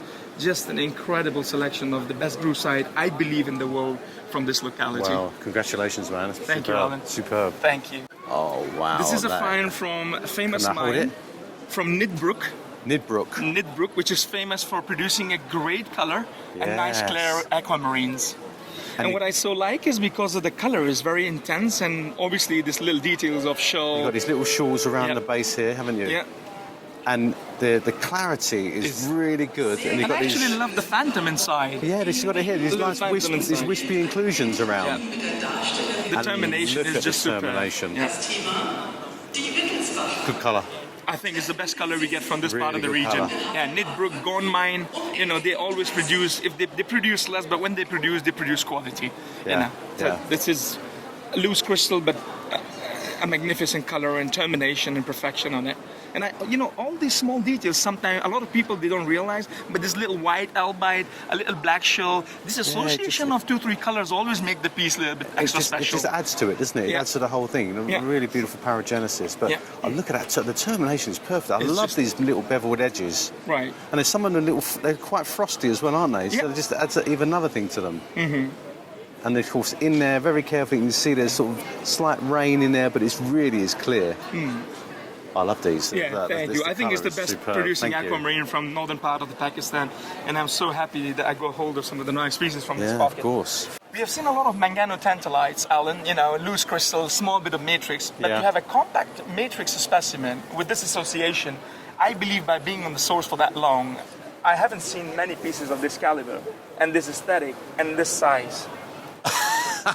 This is a manganotantalite from famous mine of Darai Page in Nuristan, Afghanistan. A perfect crystal sitting right in the middle of Clevelandite with a perfect quartz crystal. And I'll tell you what, Mustafa, some of these things, you see this mineral, usually as fragments. Yeah. and red fragments or not crystals. Exactly, yeah. This is one of the best crystals I think I've ever seen. Talking about the statics, Alan, you can have a seat. Can you get any better static than that? Sitting right in the middle of the white Clevelandite, super shiny with a perfect quartz coming on the side. And then the most important, if I may put a light, if Brian can possibly maybe bring the color on. Yeah. No, you can see the color is just deep red and gemmy. Absolutely stunning. Yeah. And it's actually 2, 3, 4 crystals in alignment, aren't they? There's 2 or 3 parallel crystals together in alignment. And if you look carefully, you can see how vitreous luster. Yep. The greasy-looking luster of the crystals. Of course, it's got a huge RI. And if I may again. And you see that is stunningly good. From here as well, from there as well. I hope Brian can get the color and the gemminess on it. I'm sure he is. And then also from the side, there are some. Yeah. Look at the red color in there. But the only it's really nice on association as well. So you've got beautiful frosty quartz here. Yep. But that crystal, it's all the way around as well. Yeah, there's a lot of people, they don't take interest on things like that rare, but as I like rare things, things like that is my specialty. I'm glad you do, because these things are really important. Yep. And on matrix for minerals, for the setting the bar for the species. Exactly. No, not a mineral that everybody would love to see, but for some people that they want to love to see the manganotantalite red one on matrix with this association is perfect. The only piece I'm aware of is a 16 years ago Hyperwood I had, and that's sitting in MIM Museum now. In the MIM, yeah. Yeah, and it's from the same pocket. This is the second best piece of that pocket. I was going to say this would be a really good museum quality specimen. Yeah. Because it's not often you get a mineral like this occurring in such large crystals. Exactly, and in this association. I think for me it's very special. And it's got a good locality as well, which is always important. You know exactly where it came from. Absolutely. Yeah. And the size of the manganotantalite, you can see, is just incredible. That is mad. There's a lot of aquas in the market. Everybody have, all the collectors, but there's something special on this piece, which I feel is totally different. Okay. A perfect Babino twin feldspar coming out of the perfect crystal of aquamarine. I always look for things. It's a match made in heaven. I think so. I always look for things which is different. Yeah, sure. Because collectors nowadays, they want something either very rare, new find, or if it's aquas, tourmalines, and kunzites, they want something different that they don't have. And I believe this piece is totally different. It's a superb Babino twin feldspar. Awesome. Perfect feldspar coming out of the perfect aquamarine. And the way it just sits next door to it. Unbelievable. It's little friend at the side. It's like a handmade. You made it so perfect. Put a feldspar next to it, but of course it's 100% natural. That is really nice. Alan, what are the chances that you will get something like that? Again, so perfect. Babino twin feldspar coming out of the super gemmy aqua. Yeah. For me, it's very special. I think it's right. It's just a great example of a perfect association. Yeah. These two minerals do grow together, but to get them aesthetic like this. Yeah. The feldspar give the specimen. A unique, style and everything, and it's twin. Yeah, it's a typical Babino twin. Yeah. Recently, we hit a pocket of garnet and aquamarine combined from Shingas mine in northern area of Pakistan, and I was so blessed to have some of the good pieces from that pocket. Some small version I have put in the case there. You can see perfectly garnets sitting on the nicely colored aqua. The association, this is again one of those things. It's unique. It's not something that everybody see often. Yeah, sure. So the pocket came and I bought a few of the pieces, and I am happy to show one very, very interesting piece from the pocket. Wow, look at the size of those garnets. Basically, if you see the garnet cluster is amazing. Yeah. So basically the matrix is a red matrix with a blue aqua. Yeah. And what is so special about this piece is obviously it has a garnet cluster, muscovite, and albite. But the crazy thing what is about is if you see on the termination of the aquamarine, there's a hole. No. And then the garnet have gone through the hole. It's crystallized in the hole. Crystallized in the hole, and then you can see through the garnet inside. Just an amazing thing. I'm sure we can get that. So, in the inclusion of garnet inside the aquamarine through a sort of a very thick hole that's revealed itself in the termination. It's an open hole. Open hole. Usually the hole is closed, but it's open hole. It's like somebody have made a hole and put a garnet inside. That is crazy. It's just an amazing. And of course, we know that someone didn't make a hole. That is a natural crystallization sequence. Now the question is, was the hole there, and then the garnet fluids went into there and crystallized the garnet? Yeah. Or did the aquamarine grow around it? I would imagine it was the other way around because there is a hole and it's open. And open, and maybe garnet. So it's not entirely sealed. So the fluids have come in and gone into that and crystallized the garnet. And what is so special about this pocket that I like, Alan, is because the matrix is full of garnet. So basically, you have a red matrix. You can say, oh, it's a red matrix with a blue aquamarine. So the contrast is just, really great. That is, I must see that again. I'm sure we can capture that. That is absolutely fascinating. Yeah. Now, I am involved also 2 years ago. A bow tie episode came from Ruskin Mountains in Balochistan, Pakistan. And I'm involved heavily in the mine of that. As you can see, I have plenty of bow ties. A lot of examples right down there. You know, some bow ties on the matrix and cluster. And I'm so glad that I had a killer piece from the pocket. Right, okay. And I'm so happy to show it to you guys. So are we. Yeah. I mean, what is so crazy about this is they are bow tie episodes, and they have grown elongated, which is, I've never seen something like that in my life. It's amazing. And what is so special is they're absolutely perfect. The matrix have a full of bismuth, and it's sitting in a bismuth matrix. But what is so special is the cluster is grown, and they have a bit of green light, and it's elongated. And what I so like about is the ribbon of these crystals going around these two elongated crystals, and it's in pristine condition. That is incredible. Yeah. And you can see those little bow epidotes ties. are absolutely beautiful. And they're all made of tiny little bow ties, aren't they? All stacked up together. And some green color you have as well. Green color, and look at this the bow tie. I mean, it's amazing. Like I said, this is again, everybody have epidote in their collection. Everybody have seen epidote.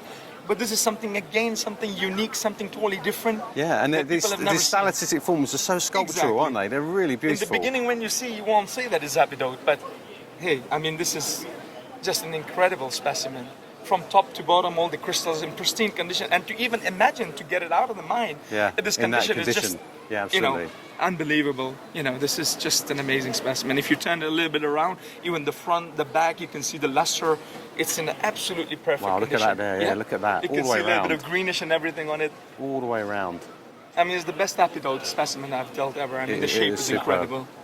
Again, I'm specialized Pakistan, Afghanistan, but I mean, when you talk of the tourmalines from Brazil. Oh, yeah. The first thing you see, you say, oh, it's aquamarine. But this is from a famous Brazilian Baja mine. Yes. Paraíba tourmaline. Paraíba tourmaline. Perfectly sitting on the quartz. That is really rare to see these days. Usually you don't get perfect crystal on that, but you have this large crystal sitting on the quartz. It's just amazing. Beautiful. Paraíba tourmaline. Yeah. Original find. That's how it occurs. From Baja mine in Brazil. Yeah.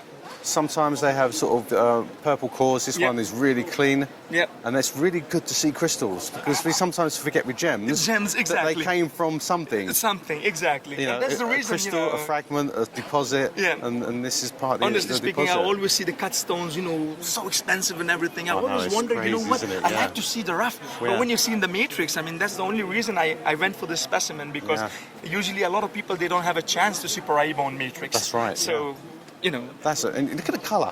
Yeah, it's a great colour, isn't it? It's like aquamarine, isn't it? Yeah. But let's remember our viewers that it's a tourmaline. Yeah. It's very important to remember that. It's a tourmaline. Yeah. And this is a classic locality, classic specimen. Wow. You stepped outside your margin there, didn't you? Getting this one. What? I think it started to take me out, but as long as the special things like that come, I'm willing to just go outside Afghanistan, Pakistan. Why not? Yeah, of course. Thank you very much, Brian, again, for doing a great job. You're doing fabulous. Alan, thank you as well. It's always a pleasure to see you guys. It's always great to see you. And thank you for the opportunity, Brian. And Alan, thank you so much. Thank you for showing us and all the viewers your expertise and, of course, your passion and what you do. And I will always bring new and better specimens. Brilliant. Thank you. Thanks a lot. Thank you. Thank you, man. Thank you. Okay, hi everyone. We're here with Anton Vatzel. How are you doing? Hello, Alan. Nice to meet you again. Where we always see really intriguing and special stuff here. So I suppose we're going to go into your back room. Yes, and see what I have some special pieces in the back room to show you. Yeah, well, come on in. First of all, let me show you this fantastic gold specimen from Nevada. This comes from Round Mountain Mine, and I think for this locality it has particularly nice luster and sharp crystals. Look at these octahedral crystals just everywhere, on the surface scattered of this around on the piece. It's really rich for Round Mountain. I don't think I've ever seen one like that from there. Yeah, it's rich, and it's a real 360 piece. You can turn it around, and the backside is as good as the front. Many years ago, the Red Ledge mine used to produce these plates with slightly octahedral surfaces on. This looks quite similar, but obviously it's round mountain. But I love the structure. You're right. Look at that. Yeah, absolutely gorgeous. It's perfect all round. Actually, it's hopper groove. Can you see the holes inside the triangles? It's hopper groove on octahedral on the surface of the plate. Yeah, so there's multiple stages of growth through this. And you're right. It's all 360. And see, it's coming with some quartz crystals, so this shows you that it really grew in an open pocket. It's not broken out of the matrix. As some eagle's nest pieces, this really grow in an open rock. It sits just beautifully, doesn't it? The way it's mounted there, look. Yeah. It's fantastic aesthetic display. Very aesthetic. Look at this Gwindal. Of course, being in the Munich show, we're going to see quite a few Gwindals, but that's got a real twist. I think this is really outstanding because of this gorgeous twist. You have to show it and rotate it to show this, because from one view you won't catch this. That is a really strong twist. And actually, you can see that rather than the crystals being totally stacked together, they're intergrown almost, aren't they? So it's a sheet. Yeah, they're right. So this is a mix of closed structures and open structures. Yeah, that's the word. Yeah, that's what you say. Yeah, it is a mixture. Starting as a closed Gwindal here in the base, you can see this side. Yeah, when all the tips are contacted to each other. Yeah, and then it goes open in the top. And then it closes again. Closes again. Yeah. Yeah. And you probably see the twist really well if you hold it like this as well. Look at that. Yeah. Yeah, like a screwdriver. Corkscrew. Yeah, corkscrew. And of course, Gwindal. Let me tell you the locality. This comes from Kleines Schweizerhorn. This is Canton Bern in Switzerland. Switzerland, yeah. Look, you know what it is? This never comes in this fantastic style. The thing that might throw people, and me included, might be determination, because this is a Zoltanite, yes? Yes, it is. Yeah, Zoltanite is the color-changing chamber variety of diaspore. Diaspore, yeah. Which is remarkable and very well visible in this piece. And this has actually got a termination as well, which is, you Absolutely. You don't really see those. They sort of have fibrous or frayed ends. Right. Yeah. They have, most of them have jagged terminations, but never like. And it's zoned as well, isn't it? There's a slight pink zoning at the top. Yeah, because some of the yellow light is coming through. But let me show you. Wow! So now you're getting that colour, that lilac colour. Yeah. Here, look, you can see it. Warm halogen light. Yeah, then it turns pink. It turns totally pink. Look at that. As you come down the C-axis of that crystal, it's going a beautiful pinkish violet. Yeah. Wow. Yeah, this is an really amazing to see a crystal. terminated Zoltanite like that. Yeah. And the colour. For all our viewers, is quite distinctive for the species. There's that sort of champagne-y golden colour that's quite unique. Yeah, let me show you in different light. This is more white. This is the white light. Yeah, and it turns green. It turns greenish. Yeah. Bright green comes out now. Yeah, it's some effect like we know from Alexandrite. Yeah, that's right. It's the absorption, differential absorption. Is revealing itself there. That's really neat. And I even tried with UV light, and you will see in UV light this will turn red, so it fluoresces in another light. Can you get this? Yeah. Oh yeah. See? Bright red fluorescence. Armed with your lights and your knowledge, it's actually pretty easy mineral to identify. In this colour. Yeah, on the colour you can easily crystal. identify this. It's an amazing crystal. It's the biggest and sharpest one I have ever seen. Yeah. So, there is nothing around. Yeah. Sorry, I can't stop looking at it. I love that. That's a really great piece. Gorgeous, yeah. Thank you. What else can I show you? I got the fantastic fluorite from Downegorsk. The Downegorsk fluorite, very typical, colourless, lovely beveled edges on this. Almost totally clear. Well, you will see some small flakes, some inclusions, but this is what they call the aquarium fluorite, because of the clarity, because of the structure. This has wonderfully beveled edges. Every edge is beveled on these two cubes. And I'll tell you what, I love the way you can see the matrix by looking through the crystal. This is what makes the aquarium. And these crystals are grown. It's almost tabular. Right. Here, doesn't it? Look at that. It's quite flat. It's a cubic mineral, but of course, depending on how it's grown, the form, it can look quite different. And look how colourless. Of course, Downegorsk is famous for its colourless. But this is again a 360 rock. You can turn this in any direction, and you will see this really grew in the middle of the pocket. It's all crystals all the way around. Yeah. It is like ice cubes on Matrix, isn't it? Yeah, like ice cubes. Pure ice cubes on Matrix.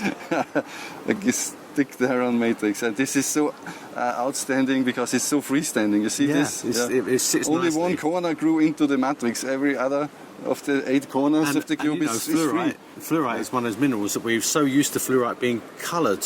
Right. It forms so many different colours, and so to see a colourless fluorite is actually a bit of an unusual. It's unusual. To see They are very rare, actually. Yeah? No absorption. Usually the F centre is the cause and colour in fluorite. With some rare earths, there's a lot of debate about colour. So this one would be useless to look at colour because there is no colour. Look at this. This is peachy. Yeah, it's a closed Gwindel on matrix with side crystals of regular style accompanied on the side. Yeah. And even there is a little hematite flake here, which is proof of the locality. This comes from Cavradi, George. The Cavradi, the famous locality. Tuyec locality, Graubünden, Switzerland. Yeah, it's famous for its hematite, isn't it? It's epitaxially grown rutile it's on much hematite. more famous for hematite. Yeah. But very rarely there are some Gwindels occurred at this locality. And I'll tell you what, this is and totally some even closed. This is totally closed. Look at totally that. flawless, totally gem. That is so beautiful, and it's actually so transparent. Yeah. You can see why they call it rock crystal, can't you? And they thought it was, in olden times, they thought it was like ice that had frozen so hard that it was turned to quartz. Yeah. It looks like ice. But that is unusual. This is as big, I think, as they get in this locality. You may get a bit bigger from other localities, but the Cavradi never produced. And a slight curve here. Yeah, you see the curve in this side, yeah. Last but not least, I show you one fantastic aquamarine from Shiga Valley. Look at this color. Isn't this gorgeous? That is incredible. This is clear. It is huge. It has a fantastic color. It has sharp edges, smooth faces. It's got a lovely termination, and it's got these growth tubes all the way down. You can see the rain. It's rain. Yeah, see, this makes a nice window again to look into it. Yeah. And let me show you, there's another very special feature. This even has a water bubble in one of the tubes. Oh, I see it. Yeah, it's moving here. It's moving up, look at up, that. up. Let's go this way back. Yeah, it's moving back. So it's somewhere in this section. It's a natural spirit level. Look at that. Yeah. There it goes, coming up here. It's the first time I see this in an aquamarine of this size. Traps fluid of crystallization in there. It's really good. Can you imagine how many millions of years this has been included and nothing came out? So it's a miracle of nature. That is great. And I see this is a great big rehealing fracture right the way through it as well, isn't it? Yeah. Where the crystal's probably broken tectonically. Yeah, maybe due to an earthquake. Who knows? Or something. The crystal broken. But only on this side, not totally. And you can see it moved a little bit. It turned. It's true, yeah. And it totally regrew. It healed itself. And you can see little spikes inside where it's pulled apart or it's growing terminations again. Inside. I'll tell you what I find. The more you look at this, the more you see. You know, I'm now looking at all these beautiful inclusions. There's feathers in here, and there's rain, and there's fluid inclusions all the way through this. Yeah. But you're right. It's the colour. Yeah. And I love these little modifications on the faces. Yeah, very nice bevels here. Bevels here. Bevels here. And even there's some extra prisms faces coming on in here. So that's really great. Brilliant. Yeah. Thank you so much. Yeah. Thank you, Alan. Always a pleasure coming to your back room and see what treasures you have. Showing you. Yeah, thank you, mate. Yeah. See you next year, yeah? See you. Well, hi everyone, we're here and I'm here with Albert Russ. Lovely to meet you. It's very nice to meet you. Albert's launching his new book now. It's a very special book because it's about ice. And I've had a sneak preview of this book and I've been amazed by some of the pictures that he's managed to capture. And there's a copy here. Yes. It's beautifully put together. And this front cover is amazing. Yeah, this is a very unusual ice stalagmite which is backlit with a flashlight. Right. And the reflection of the bedrock underneath creates the color because the ice itself is totally colorless. Yeah, and it's like glass. It's absolutely flawless. But the bedrock underneath containing iron oxides makes this unbelievable, almost amber-like color. Wow, well, as you know, ice is a naturally occurring mineral. Yes. Yeah, and it's cubic. And of course, in terms of snowflakes, it can form a myriad of forms from the growth. But here you're saying these are from the thawing of ice and water in the mine. And look at the quality of these images. So you go underground with all your setup, your cameras. Yes. And you must spend some hours looking at... plenty of hours. And then capturing these fantastic images. They're like landscapes. sometimes it takes a couple of hours just to produce one good image. And the surface texture, something like this, is incredible. It is, and there is some similarity. I think these structures are very analogical to other mineral species which etch. The best example would be Heliodor from Voladores, but also Topaz, Kunzite, Quartz. Yeah. All of these have similar, I think... Similar processes. Exactly. Yeah, but just at highly different temperatures, yes. really, isn't it? Yes. But I think this is a wonderful addition, and I've got a sneaky feeling that you might be one person to watch for the future, because I've seen you taking photographs at the show, and you've had an amazing eye. Thank you very much. I really look forward to seeing what you come out with. But I think congratulations on what is a marvellous book. Really, really neat. Thank you. I think that ice is one of those underappreciated minerals because you can't have ice in case. That's right. It would be very unpractical. Can you? Yeah. But still, is one of the most amazing minerals in the world. Yeah. Well, that's brilliant. Well, thank you. Thank you very much. Congratulations as well. Thank you. Pleasure. Okay, hi everyone. We're in Hall A5. This is a very important hall at the Munich Show because it houses the Alpine Mineralogy Special Exhibition.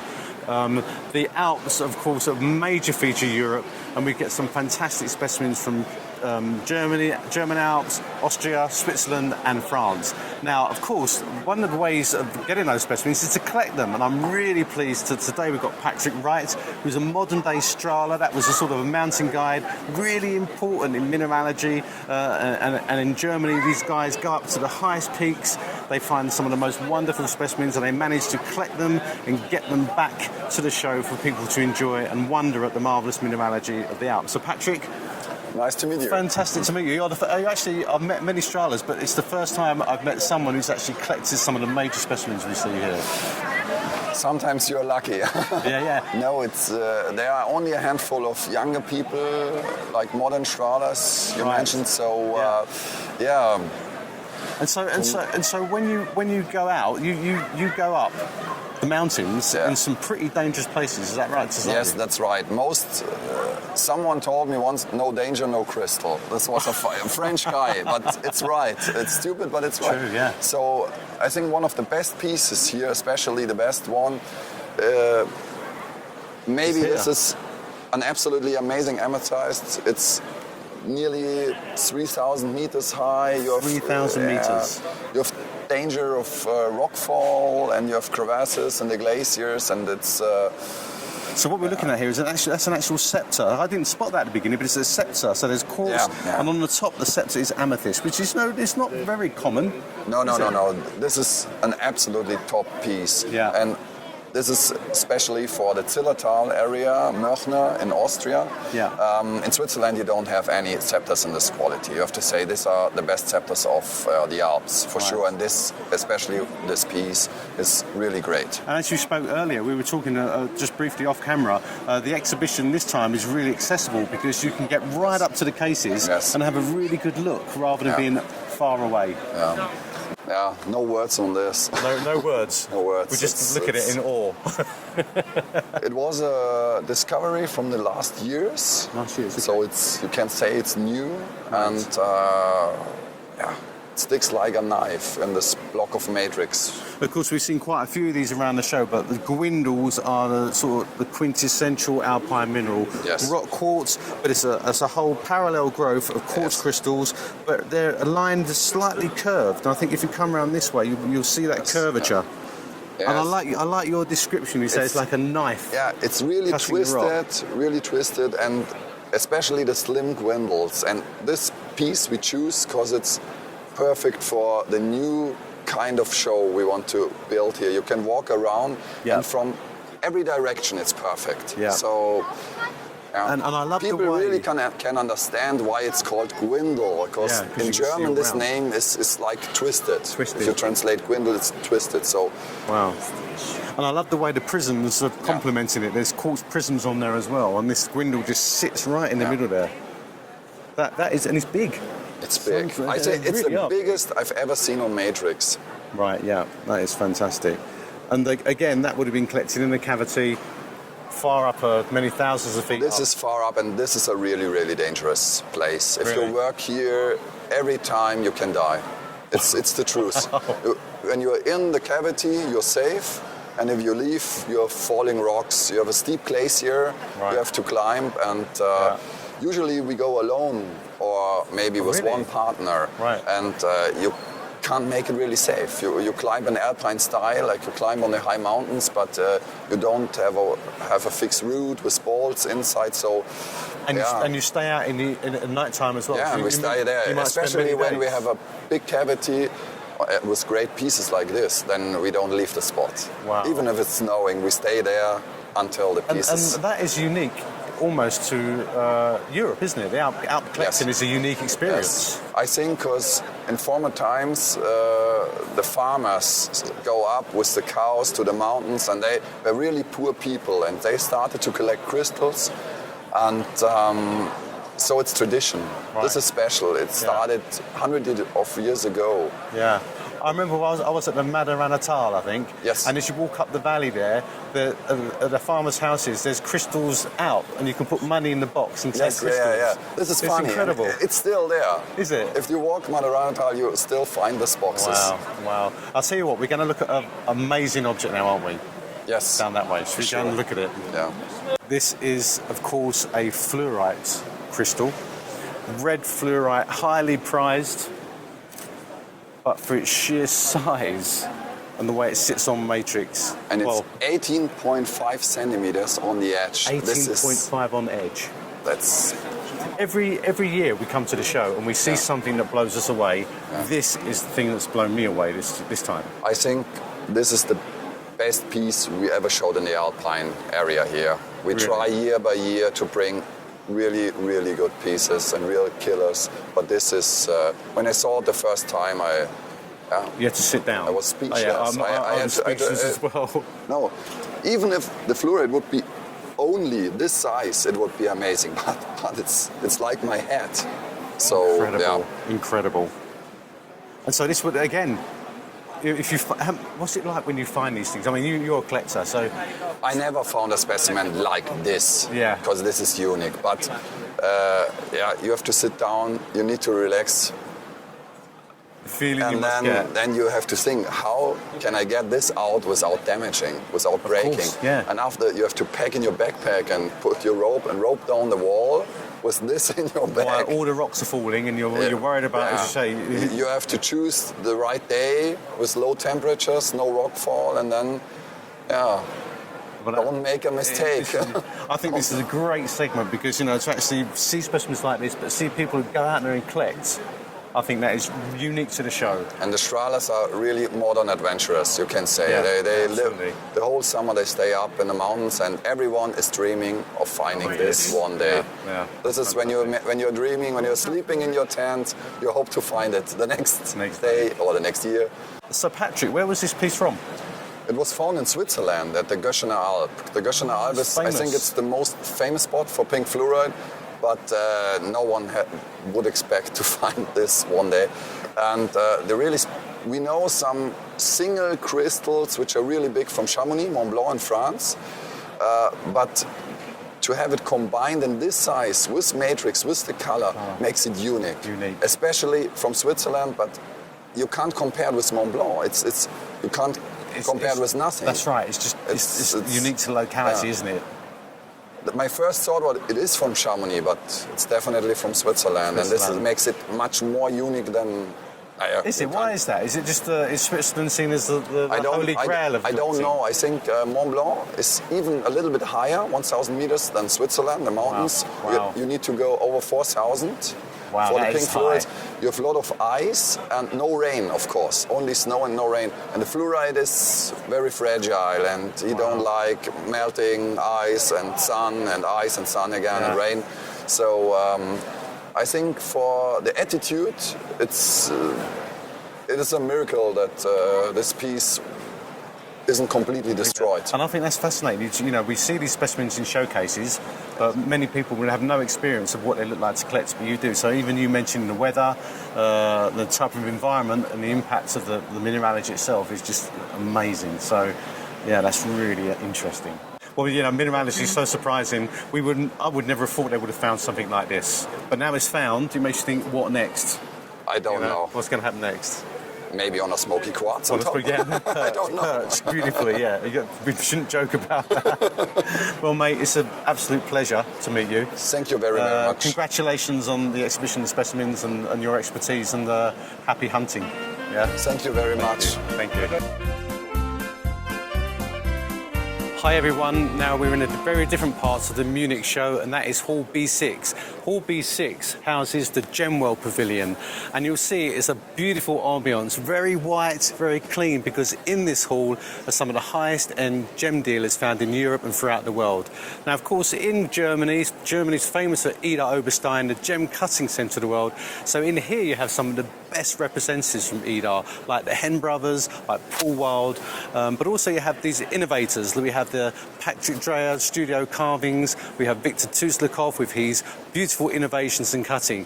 And what you want in somewhere like this is somewhere rather more contemplative than the hustle and bustle of the mineral world. So you see white carpets, you see very simple cases where the gems and their colour and their design stand out. So people can look carefully at what they're looking at, they can try stuff on, they can wonder at the marvellous innovation and the new styles that are coming out through the world. And I really do think that this sets a bar for gem displays throughout the gemological calendar in terms of the showcasing the best of what there is on offer. Okay, hello everyone. Now, I'm really pleased because one of the highlights for me personally at this show is to meet great friends and great artists. So again, Patrick Dreyer. Hi, nice to see you. Great to see you again. Great to see you. Now, last year in Munich, Patrick had a book, fantastic book, and showcased some items, but this year he has his own booth. And when I say his own booth in Gemworld 2. This is the highest end of the gem industry showcased. I'm so pleased you have a booth. Yeah, me too. Yeah, it must be. It was a great opportunity for us to have the booth. Yeah, and of course, when you have a booth, you have to showcase some major items. And I'm really pleased to say that Patrick has his newest creation, and that is this fantastic aquamarine frog, or green beryl frog that you have. Let it take me out, so you can keep it in your hands. Okay. And this is where we get slightly nervous because I know what work you put in, but look at that. I'm glad the sun's out, actually. But look at we've always said, Patrick, you're one of the best. You are the best. Thank you. The workmanship that has gone into this. Now, you told me it was 280 hours. Around 280 hours, yeah. So a natural aquamarine crystal, carefully studied to find out what would make the best use of the shape to give the final vision, and that was this frog. But look at the quality. 280 hours of lapidary work using what I've seen in your workshop, and it's quite simple tools to me. Yeah, okay. Used in an astonishing way to get this texture, this frosting, and actually to capture what the frog is doing in real life. Is that a fair assumption? You tell me what was going through your head when you made this. The most headache was for sure the hind leg, to work it through. At the back here? Yes, this leg. From all sides, and also that it has the right dimension of the leg, so it's not too long, too short. Yeah. And also when you later polish it, in these corners behind, it's very difficult to polish it, and when it gets too hot, it could easily break. Yeah, sure. So that was really a challenge for me to do it. But when that's always in the back of your mind, do you ever get nervous? You're so professional now of your skills, you can deal with it. I try not to get nervous, because if you get nervous, then you have a problem. It makes it worse. Yeah, of course. So you don't think about it, you only do it. Really, you need to focus and work, really concentrated on the work. Yeah. And of course, it's not a simple process, because I've seen your workshop and you have hundreds and hundreds of images of the real-life animals, so the proportions are exactly right. Because some of the less professional artists, they just make something that's all out of proportion, but this is perfect real to life. Yeah, that was we take care about the dimensions of the frog. That's really a frog is, not for example an elephant. And that's right, yeah. Well, I think it is astonishing what also you produce. Also very nice that this piece is that I keep the outside, the skin, the natural. The natural crystal. So you've got the etched figures that were in the original figures, yeah. And also, I like the way you polished it, just around the edges, just to enhance and lift the object. To make some detail points. Yeah, that's astonishing. So let me give you that back carefully. Just incredible. So what for the future? Do you have any plans for the future? Yes, I work at the moment together with a friend of me, Oleg Gert. We created this Drehherz studio. Oh, right, a studio. And the main idea is that we work also together with covers from other countries, which I be a little bit as a leader, so they can ask me about how can they do it better. We support them with better rough stone, support them with better machines, and to really help them to raise up their knowledge about gemstone carving out. I think that's fantastic. So ultimately, there's an evolution to what you're going to produce, and you're supporting others in the passion of your work. The main reason is I'm the last in my generation. So I have nobody following in after 5 generations, and I don't want that all this knowledge get lost. Right. So I started now with this idea to help other people to raise up their knowledge. Wow. And that is the reason why we create this Drehherz studio. Well, I'll tell you what, I've been in this business a lot, and I know there's no better legacy than passing on your own legacy. And I think that's really commendable, and that's why I think you're great. Thank you. So, well, we look forward to seeing your evolution in the future. I'm sure that will happen, maybe in Tucson. In Tucson, definitely in Tucson. Okay. Come and visit us. I'll come visit there, but always a pleasure, Patrick, and great to see you again. Great to see you. Great work. Thank you. Cheers, my friend. Cheers.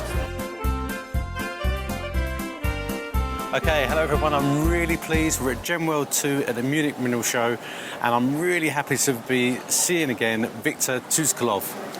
Now, as we all know Victor, everyone knows Victor because he is a supreme gem artist, lapidary and cutter, but he's going to tell us a bit about his work and what he's doing here at Gemworld. Thanks, Alan. Thanks a lot. Each my project is special, but this is something very special. I tried to collect grains of wisdom scattered in the cultural heritage of the world. Right. And express it in some composition and create faceted design and cut it. So each stone is devoted to some culture. This stone reflects some symbols of Japanese culture. Is a rays of rising sun on pavilion and flower sakura in the center. Sun means life power, wellness, prosperity. And sakura, flower of sakura, symbolizes beauty. So power should be spiritualized with beauty. It's very interesting for me because you've taken a concept, you've taken an emotion as well, and you've taken an idea, and you tried to capture it inside the cutting of the gem itself. And I know you spent countless hours thinking about what you're doing, but also the process of cutting, because your cutting style and technique is so diligent and perfect that the stones themselves are extraordinary in terms of the way they interact with the colour, the quality of the polish, which must take a long time to do, which gives different life to what may seem quite a routine gemstones. Like this is a kunzite. Is that right? It's a kunzite. Yes. You don't really see kunzites of that luster and brilliance because you spent so much time. And with the story involved on top of that, it's very innovative and it takes it to a different level. And that's what you're trying to accomplish. Yes. For me, an art should carry some message, right? Some idea. Yeah. This is the main difference between craft and art. Right. If you see some masterpiece and if you want to buy it, it is craft. Yeah. But if you see some masterpiece and you wish to create something by yourself, this is an art. An art, yeah. And the other thing also is I noticed that you also cut synthetics.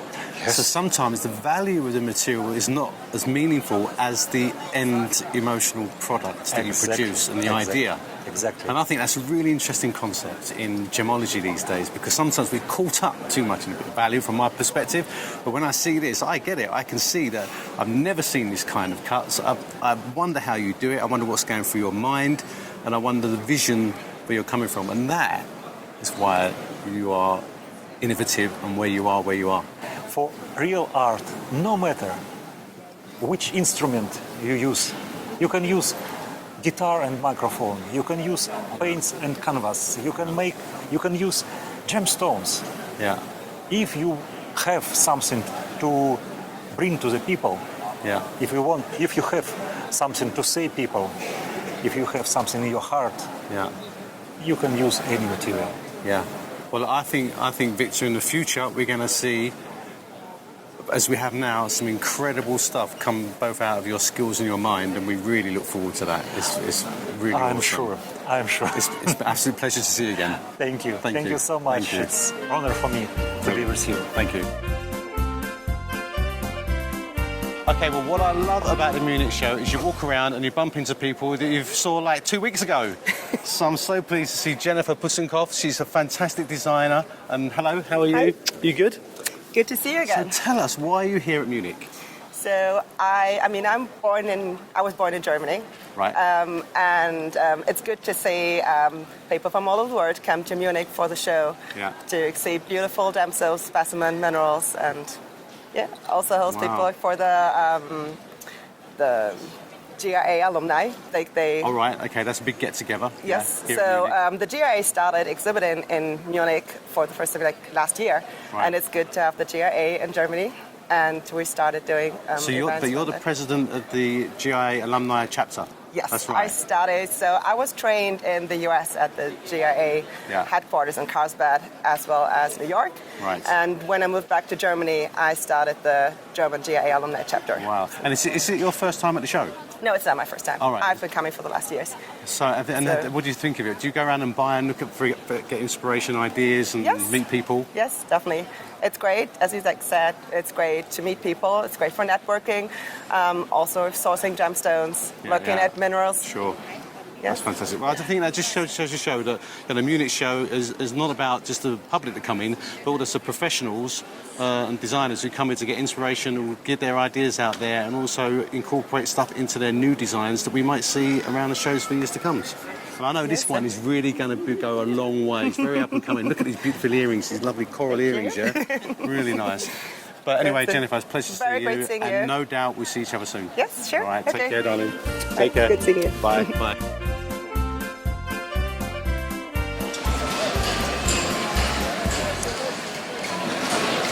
Well, hi everyone. We're now in a different part of the Munich Show. We're in A4, which is the fossil world. And would you believe it, as I'm walking around, I happen to bump into one of my great friends and former colleagues. That's Tim Ewan, Senior Curator of Invertebrates at the British Museum. And of course, you're going to find him in this hall. So, Tim, it's good to see you, mate. Good to see you How again. You doing? Yeah, very well, thanks. Tell me why you're here. This is one of the best shows in Europe for fossils. So there's a great variety of specimens for us to come and look at. I mean, we're looking for particularly scientifically important things that are new to science maybe, or things that are just preserved better than anywhere else in the world. And you actually do find that material here? Yeah, we do. Yeah, it has to be you've got to look quite hard, and you've got to talk to the right people. But yeah, there is a fantastic variety of material. And I remember a few years ago, you made a great purchase here, didn't you? Yeah. A really nice big starfish. A starfish, that's right. Yeah, and there were some new species, even new species of science on that material. Yeah. Well, actually, that paper's just about to be published in the next year or so. Wow. And 3 new species. One was particularly important as it showed some very interesting combination of characters, which were linking 2 different families of starfish together. So it had that evolutionary significance as well as it just being more diversity from the fossil records. Yeah. Part of what Tim told us earlier about hunting for material is a very important part of coming to the show. So Tim has brought me over to Silvestro Giampaolo of Trilobite Design Italia. He's had a look through this and he's found an amazing object. So Tim, what did you find? Well, I found this absolutely gorgeous Goja fossils. Wow. These are incredibly old. They're from the Middle Cambrian, and they look a little bit like crinoids. So they had like this little body with a little stalk which attached onto the ground, and then they fed with these arms here. Wow. So the reason why this one's so special is that it's a species that's only just being described as we speak, but really it's the level of preservation and also just the number of specimens on one block. So it sort of encapsulates why Munich's such a sort of great show, because it's sort of new science, It's beautiful. It's a display. And piece. it's you said Precambrian. No, it's Cambrian. Cambrian, of course, so, yeah. Middle Cambrian. So how old is that in terms of millions of years? That's going to be about 520 million years old. So this is from Utah, Spence Shale. This is quite a well-known locality. So a 500 million year old seafloor. Yeah, that's right. Yeah, Unbelievable. And these little sort of weird, scrawny little crinoid-like creatures were living on the seafloor then. Brilliant. And as you know, like, I think every child loves fossils. Yep. And when you look around here, there's loads of children at the show looking at stuff, and that's where you probably started off. Yeah, your it passion, was. Yeah. Well, I was knee-high to a grasshopper, and for me it was just they're just amazing how animals and plants that were sort of so movable could be turned to stone, and then that they were so different through time that there's nothing really like this alive today. Yeah. And these guys died out towards the end of the Cambrian. And they were replaced by things which look very similar to them, but are actually constructed in a completely different way. It's that change which is what continues to drive my interest in paleontology. Change, and finding out how it changed and why it changed, and what the implications are for those changes. Wow. That's brilliant. Yeah. Well, thank you. You're going to buy this for the museum? I'd love to. Provocative. I'd love to. If anyone out there wants to donate some money to the museum for the purchase of this specimen, I'll be more than appreciated. But it is actually a museum piece, isn't it? Really? Yeah, it's museum quality. I mean, just the quality of preservation and the quality of preparation. So we see so much of the plates, particularly parts of the oral surface, which are very rarely preserved in other examples of this. Wow. Which is what makes this one desirable. Well, you sold it to me anyway, so that's brilliant, mate. And thank you. You're very welcome. For having such great material. Thank you so much. Cheers. Cheers. Thank you. So I think the takeaway from this is this show obviously caters for the public. They come and they see these fantastic objects like this pterosaur behind us. Look at the size of this thing. But also there's a lot of material here that's new to science, to be discovered by leading researchers in their field, to come and purchase this from museums, publish it, and increase the scientific knowledge base of paleontology as a whole. Would you agree with that? Yeah, I would, yeah. Brilliant. Okay, we're at the entrance to the Munich Show. We're at the Living Unique exhibition. Now, this is a new, innovative concept. The Munich Show are always trying to push the envelope and doing something new. And what this exhibition is about how what you can see and buy in the show can relate to your own living environment. But of course, we're here today with Hendrik and his wife, who've put this concept together, who's going to tell us a bit about this. Lovely to meet you. Nice to meet you. Nice to meet you. So what this is about? We start with the living room, and we see very individual creations of artists. It's a collection of 25 artists and people who have a booth here at the show. And we enter. I love these malachite columns here. It's very opulent as you walk in. Yeah, so we reduced the seats to just pieces of wood because we want to show the installations. We want to show, this is a nice piece, I can live with that piece, I want to have it in my house. Yeah, sure. So, but it's amazing how natural history objects can be turned into their own artwork, essentially as well. And each piece is unique. Yeah, that's right. And people might not have an idea of that when they come to the show, but when they see it in context, they might think, wow, you can put it on the wall, you can make it into a piece of art or a painting. Exactly. That's really good. So we come back to the office, which is full with books you can buy here at the show. At the show, right. But we have also bookends. Oh, wow. And you can also buy them here.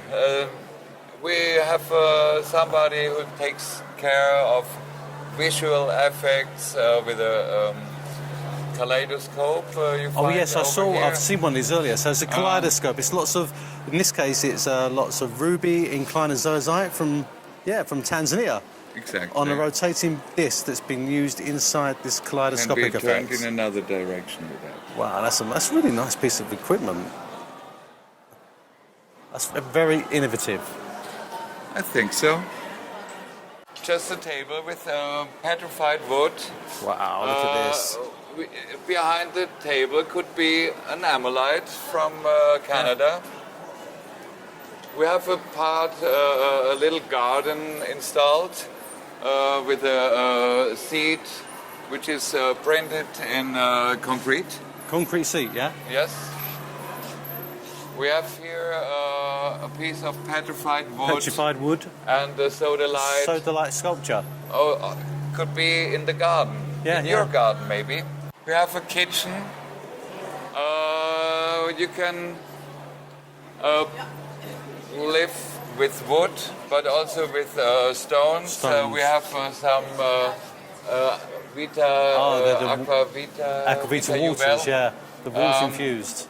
You can produce your own healthy water with that. So all the things you see here, you can buy at the show. That is our aim, to give people an idea. Oh, it's not a mass article, it's a piece for my that you could use home. yourself, and it means something to you as well, personally as well. Exactly. Yeah, absolutely fantastic. And it's quite extensive. It's quite a big area, isn't it? And I think it's really nice because the Munich Show does have a lot of people come through, and so it's really good that this is the first thing they see, and so it's a really nice introduction to what they're going to see later in the 5 halls of the show itself. And it's we say it's a kind of analog catalog. Analog catalog. Oh, I like that. Yeah, that's very clever. Very clever. So people can see the pieces, they can touch it, they can see them separately to the other masses of stones. Yeah. So everybody has a little idea. Oh, this would be a piece. I love this area. Yeah, these are just fantastic. You have the right we've shirt seen for the that. right colour shirt, but these are seen everywhere. You know, exactly. Even I was thinking of buying one of these for my house because I think it's such a beautiful object. And now but you have an the way idea they're how used, it how you looks can in use the bathroom, maybe, Yeah. or beside your bed, or so you can have one piece in 2 halves. Yeah, yeah. And the oyster is also can be used as a sink, or. Yeah. And we have also this year the main show is elements. Yeah, that's right. And we have the element of gold. Oh, so you have it reflected? So it's a mirror which is gold plated. After the bathroom, we go to the next place, a very interesting room, the sleeping room. The bedroom. The bedroom. Also here you see some elements. This is a copper wall, and we have very important things beside the bed.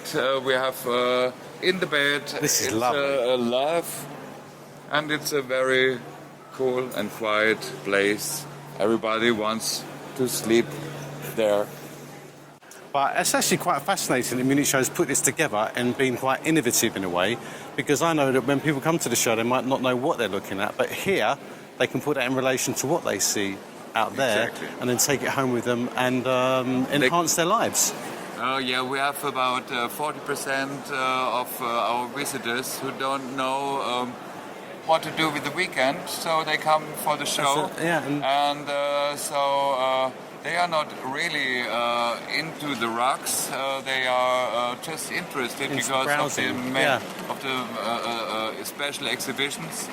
They come here and suddenly they get an idea. Oh, we find stones, rocks, and art and combinations, and this is something for me. Yeah. This is what we want to try to do with that special exhibition over here. Well, it's been really enlightening, so thank you so much, Henrik. Thank you. And we will see each other soon, yeah? Pleasure. Hope so. Pleasure. Pleasure. One of the features of the Munich Show is the special exhibitions that they run, and this year is no exception because they have an exhibition called The Treasures of the Wittelsbach. Now, the Wittelsbach, really the royal family of Bavaria, they're exceedingly important and they're highly accessible royal family. Even today, they're modern, they're forward-looking, and in this instance, the Munich Show has managed to loan from many museums many items of jewellery, including tiaras, brooches, medals, and even the dresses that they wore. Now, the feature of this is, of course, King Ludwig II and also Empress of Austria Elizabeth, otherwise known as Sissy. Here's her dress. And I think what's wonderful is that when you look around the show, you're not only looking at some of the treasures, but you're seeing the evolution of jewellery because of the long history. Now, I know that I come from England, and the crown jewels were melted down during the Cromwellian era. But when you look at these crowns here, you're seeing crowns that go back to the Middle Ages. So you're seeing the evolution of jewellery in terms of the style of cuts. So when I look at some of these items here, I'm seeing jewels that came from Sri Lanka, the very earliest part of cutting of these jewels into modern jewellery that we know today. And the history reflected in this show is absolutely amazing. And you can tell by the number of people here, one of the busiest parts of the show, just how popular this exhibition is. So it just shows you how embedded, of course, being in Bavaria, the Munich Show is into the culture of Germany itself. So I'd just say congratulations. I think it's a wonderful exhibition.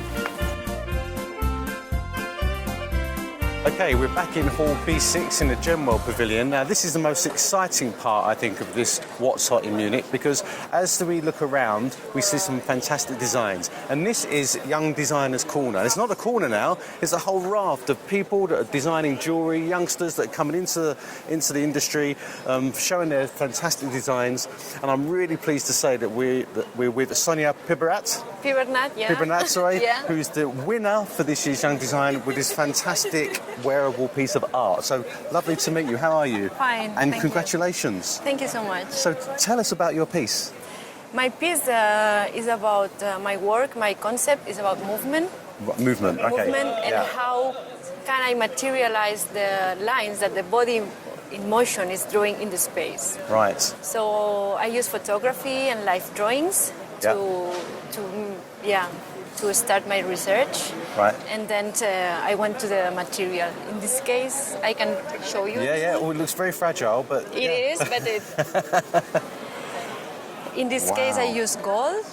So this is gold, and it's actually a pin brooch, yeah? Yeah, it's a pin brooch. So you would wear it here like this? Yeah, like here.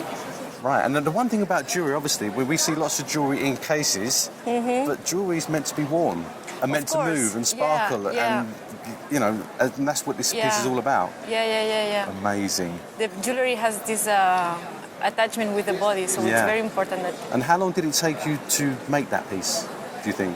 Well, there's of course a development of a concept and everything, but maybe, I don't know, days. Right. Wow, because the fragility and the And was you really excited? It must have been really nerve-wracking when you heard that you won. Yeah. I didn't expect it. Really? Yeah. It's very exciting, isn't it? Yeah. And it's so funny because we come here a few years now and we see a lot of our previous winners and they become sort of friends of ours. So it's really good to see how you will evolve in the future and what the other designs will do. It's a great launch pad, do you think, as well, for your work? Yeah. I mean, for me, it's like I was working like a jewelry in Spain for 10 years. Right, okay. But I decided to come to Germany to study artistic jewelry. Right, so this is my starting point with this kind of jewelry now. So well, I'll tell you what, Sonia, congratulations. Thank you so much. Thank you for showing us your piece. It's a real pleasure. And I think the one takeaway thing is the Munich Show, it does support the gem industry. It's a very important part of the Munich Show. It's to showcase young designers, showcase new work and build the leaders and the industry figures of the future. So, well done. Congratulations. Thank you so much. Thank you. Well done. Thank you. Well, hello everyone. That's going to be our show for this year. What's Hot in Munich 2018? I think what we've seen this year is a huge show as ever. It is one of the biggest shows in the world for gems and minerals, obviously, and fossils, what we've seen today in the last few days. But I think importantly, the education, the outreach, the number of people who come through the door, over 40,000 people come through to see the show on the weekend. And I can just see it getting bigger and bigger because the people here drive it, the passion, the wonderful specimens we see, and the takeaways that you take about how you can use earth sciences and all that encompasses in your own home, in your own hobby, in your own work. So we look forward to next year, and we should say congratulations to the organiser of the show, who's put on a fantastic spectacle as ever. We're now at the final of the show. I can't remember the words. Well, We've seen so many people, so many dealers, so many excited, passionate dealers and public, and oh, well, fucking hell, here we go. Go on one of those. Almost there. Fantastic show that's evolved so much that it's now probably one of the. God, Brian, I'm just overthinking it. Well, hello again, everyone. Mustafa from Fine Art Minerals. Yeah, right. Mustafa. Okay. Put that in the outtakes, yeah? All right. Hang on, Mustafa. Say it 3 times, you remember the name, always. Mustafa, Mustafa, Mustafa, Mustafa, Mustafa. Mustafa. Mustafa. Mustafa, that's perfect. Mustafa, Mustafa. There you That's go. the Queen record, so everyone's singing it. Right, sorry, Brian. So you can see the range of material and how many cases there are. Yeah, so we may have to have a bit of an editing pause here as I get Tom to go around and open all the cases with the magic key that goes I around. was just going to say, it's just like a museum. You get keys. Oh, this one doesn't work. Well, good morning, everyone. We're here with into the camera. I keep talking to him. Oh, I have to look at you. Because I love his face. Okay.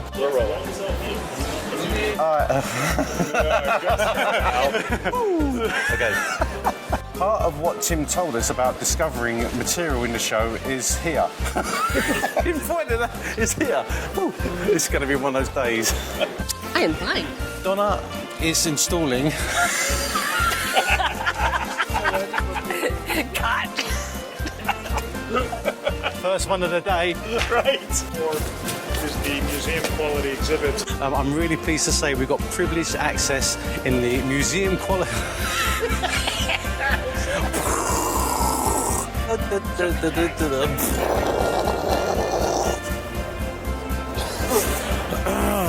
This is Hall A6 of the Munich.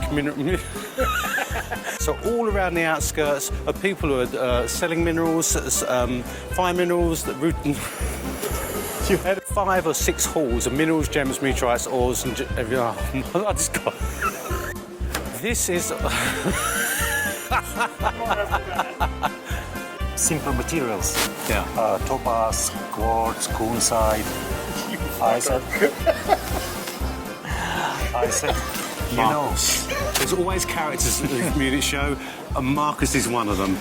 And he's going to pay us a lot of money later for that, I'll tell you now. I'm so happy to be here today.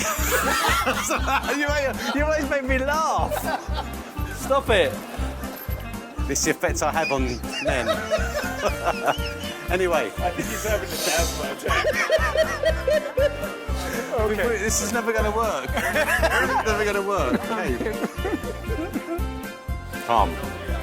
I'm so happy to be here with Wally. We always have fun, don't we, Wally? Thank you so much for having an interview today. Thank you. We've had a Cheers. few glasses of wine, so it should be fun. But by the way, always come to the booth to have a great party because he wants to advertise this, and I think it's really useful to do that. So we put this back. You can edit that, you can cut that as you like, but we see how we go. So you always have. So what can you show us? What's hot in Munich this year?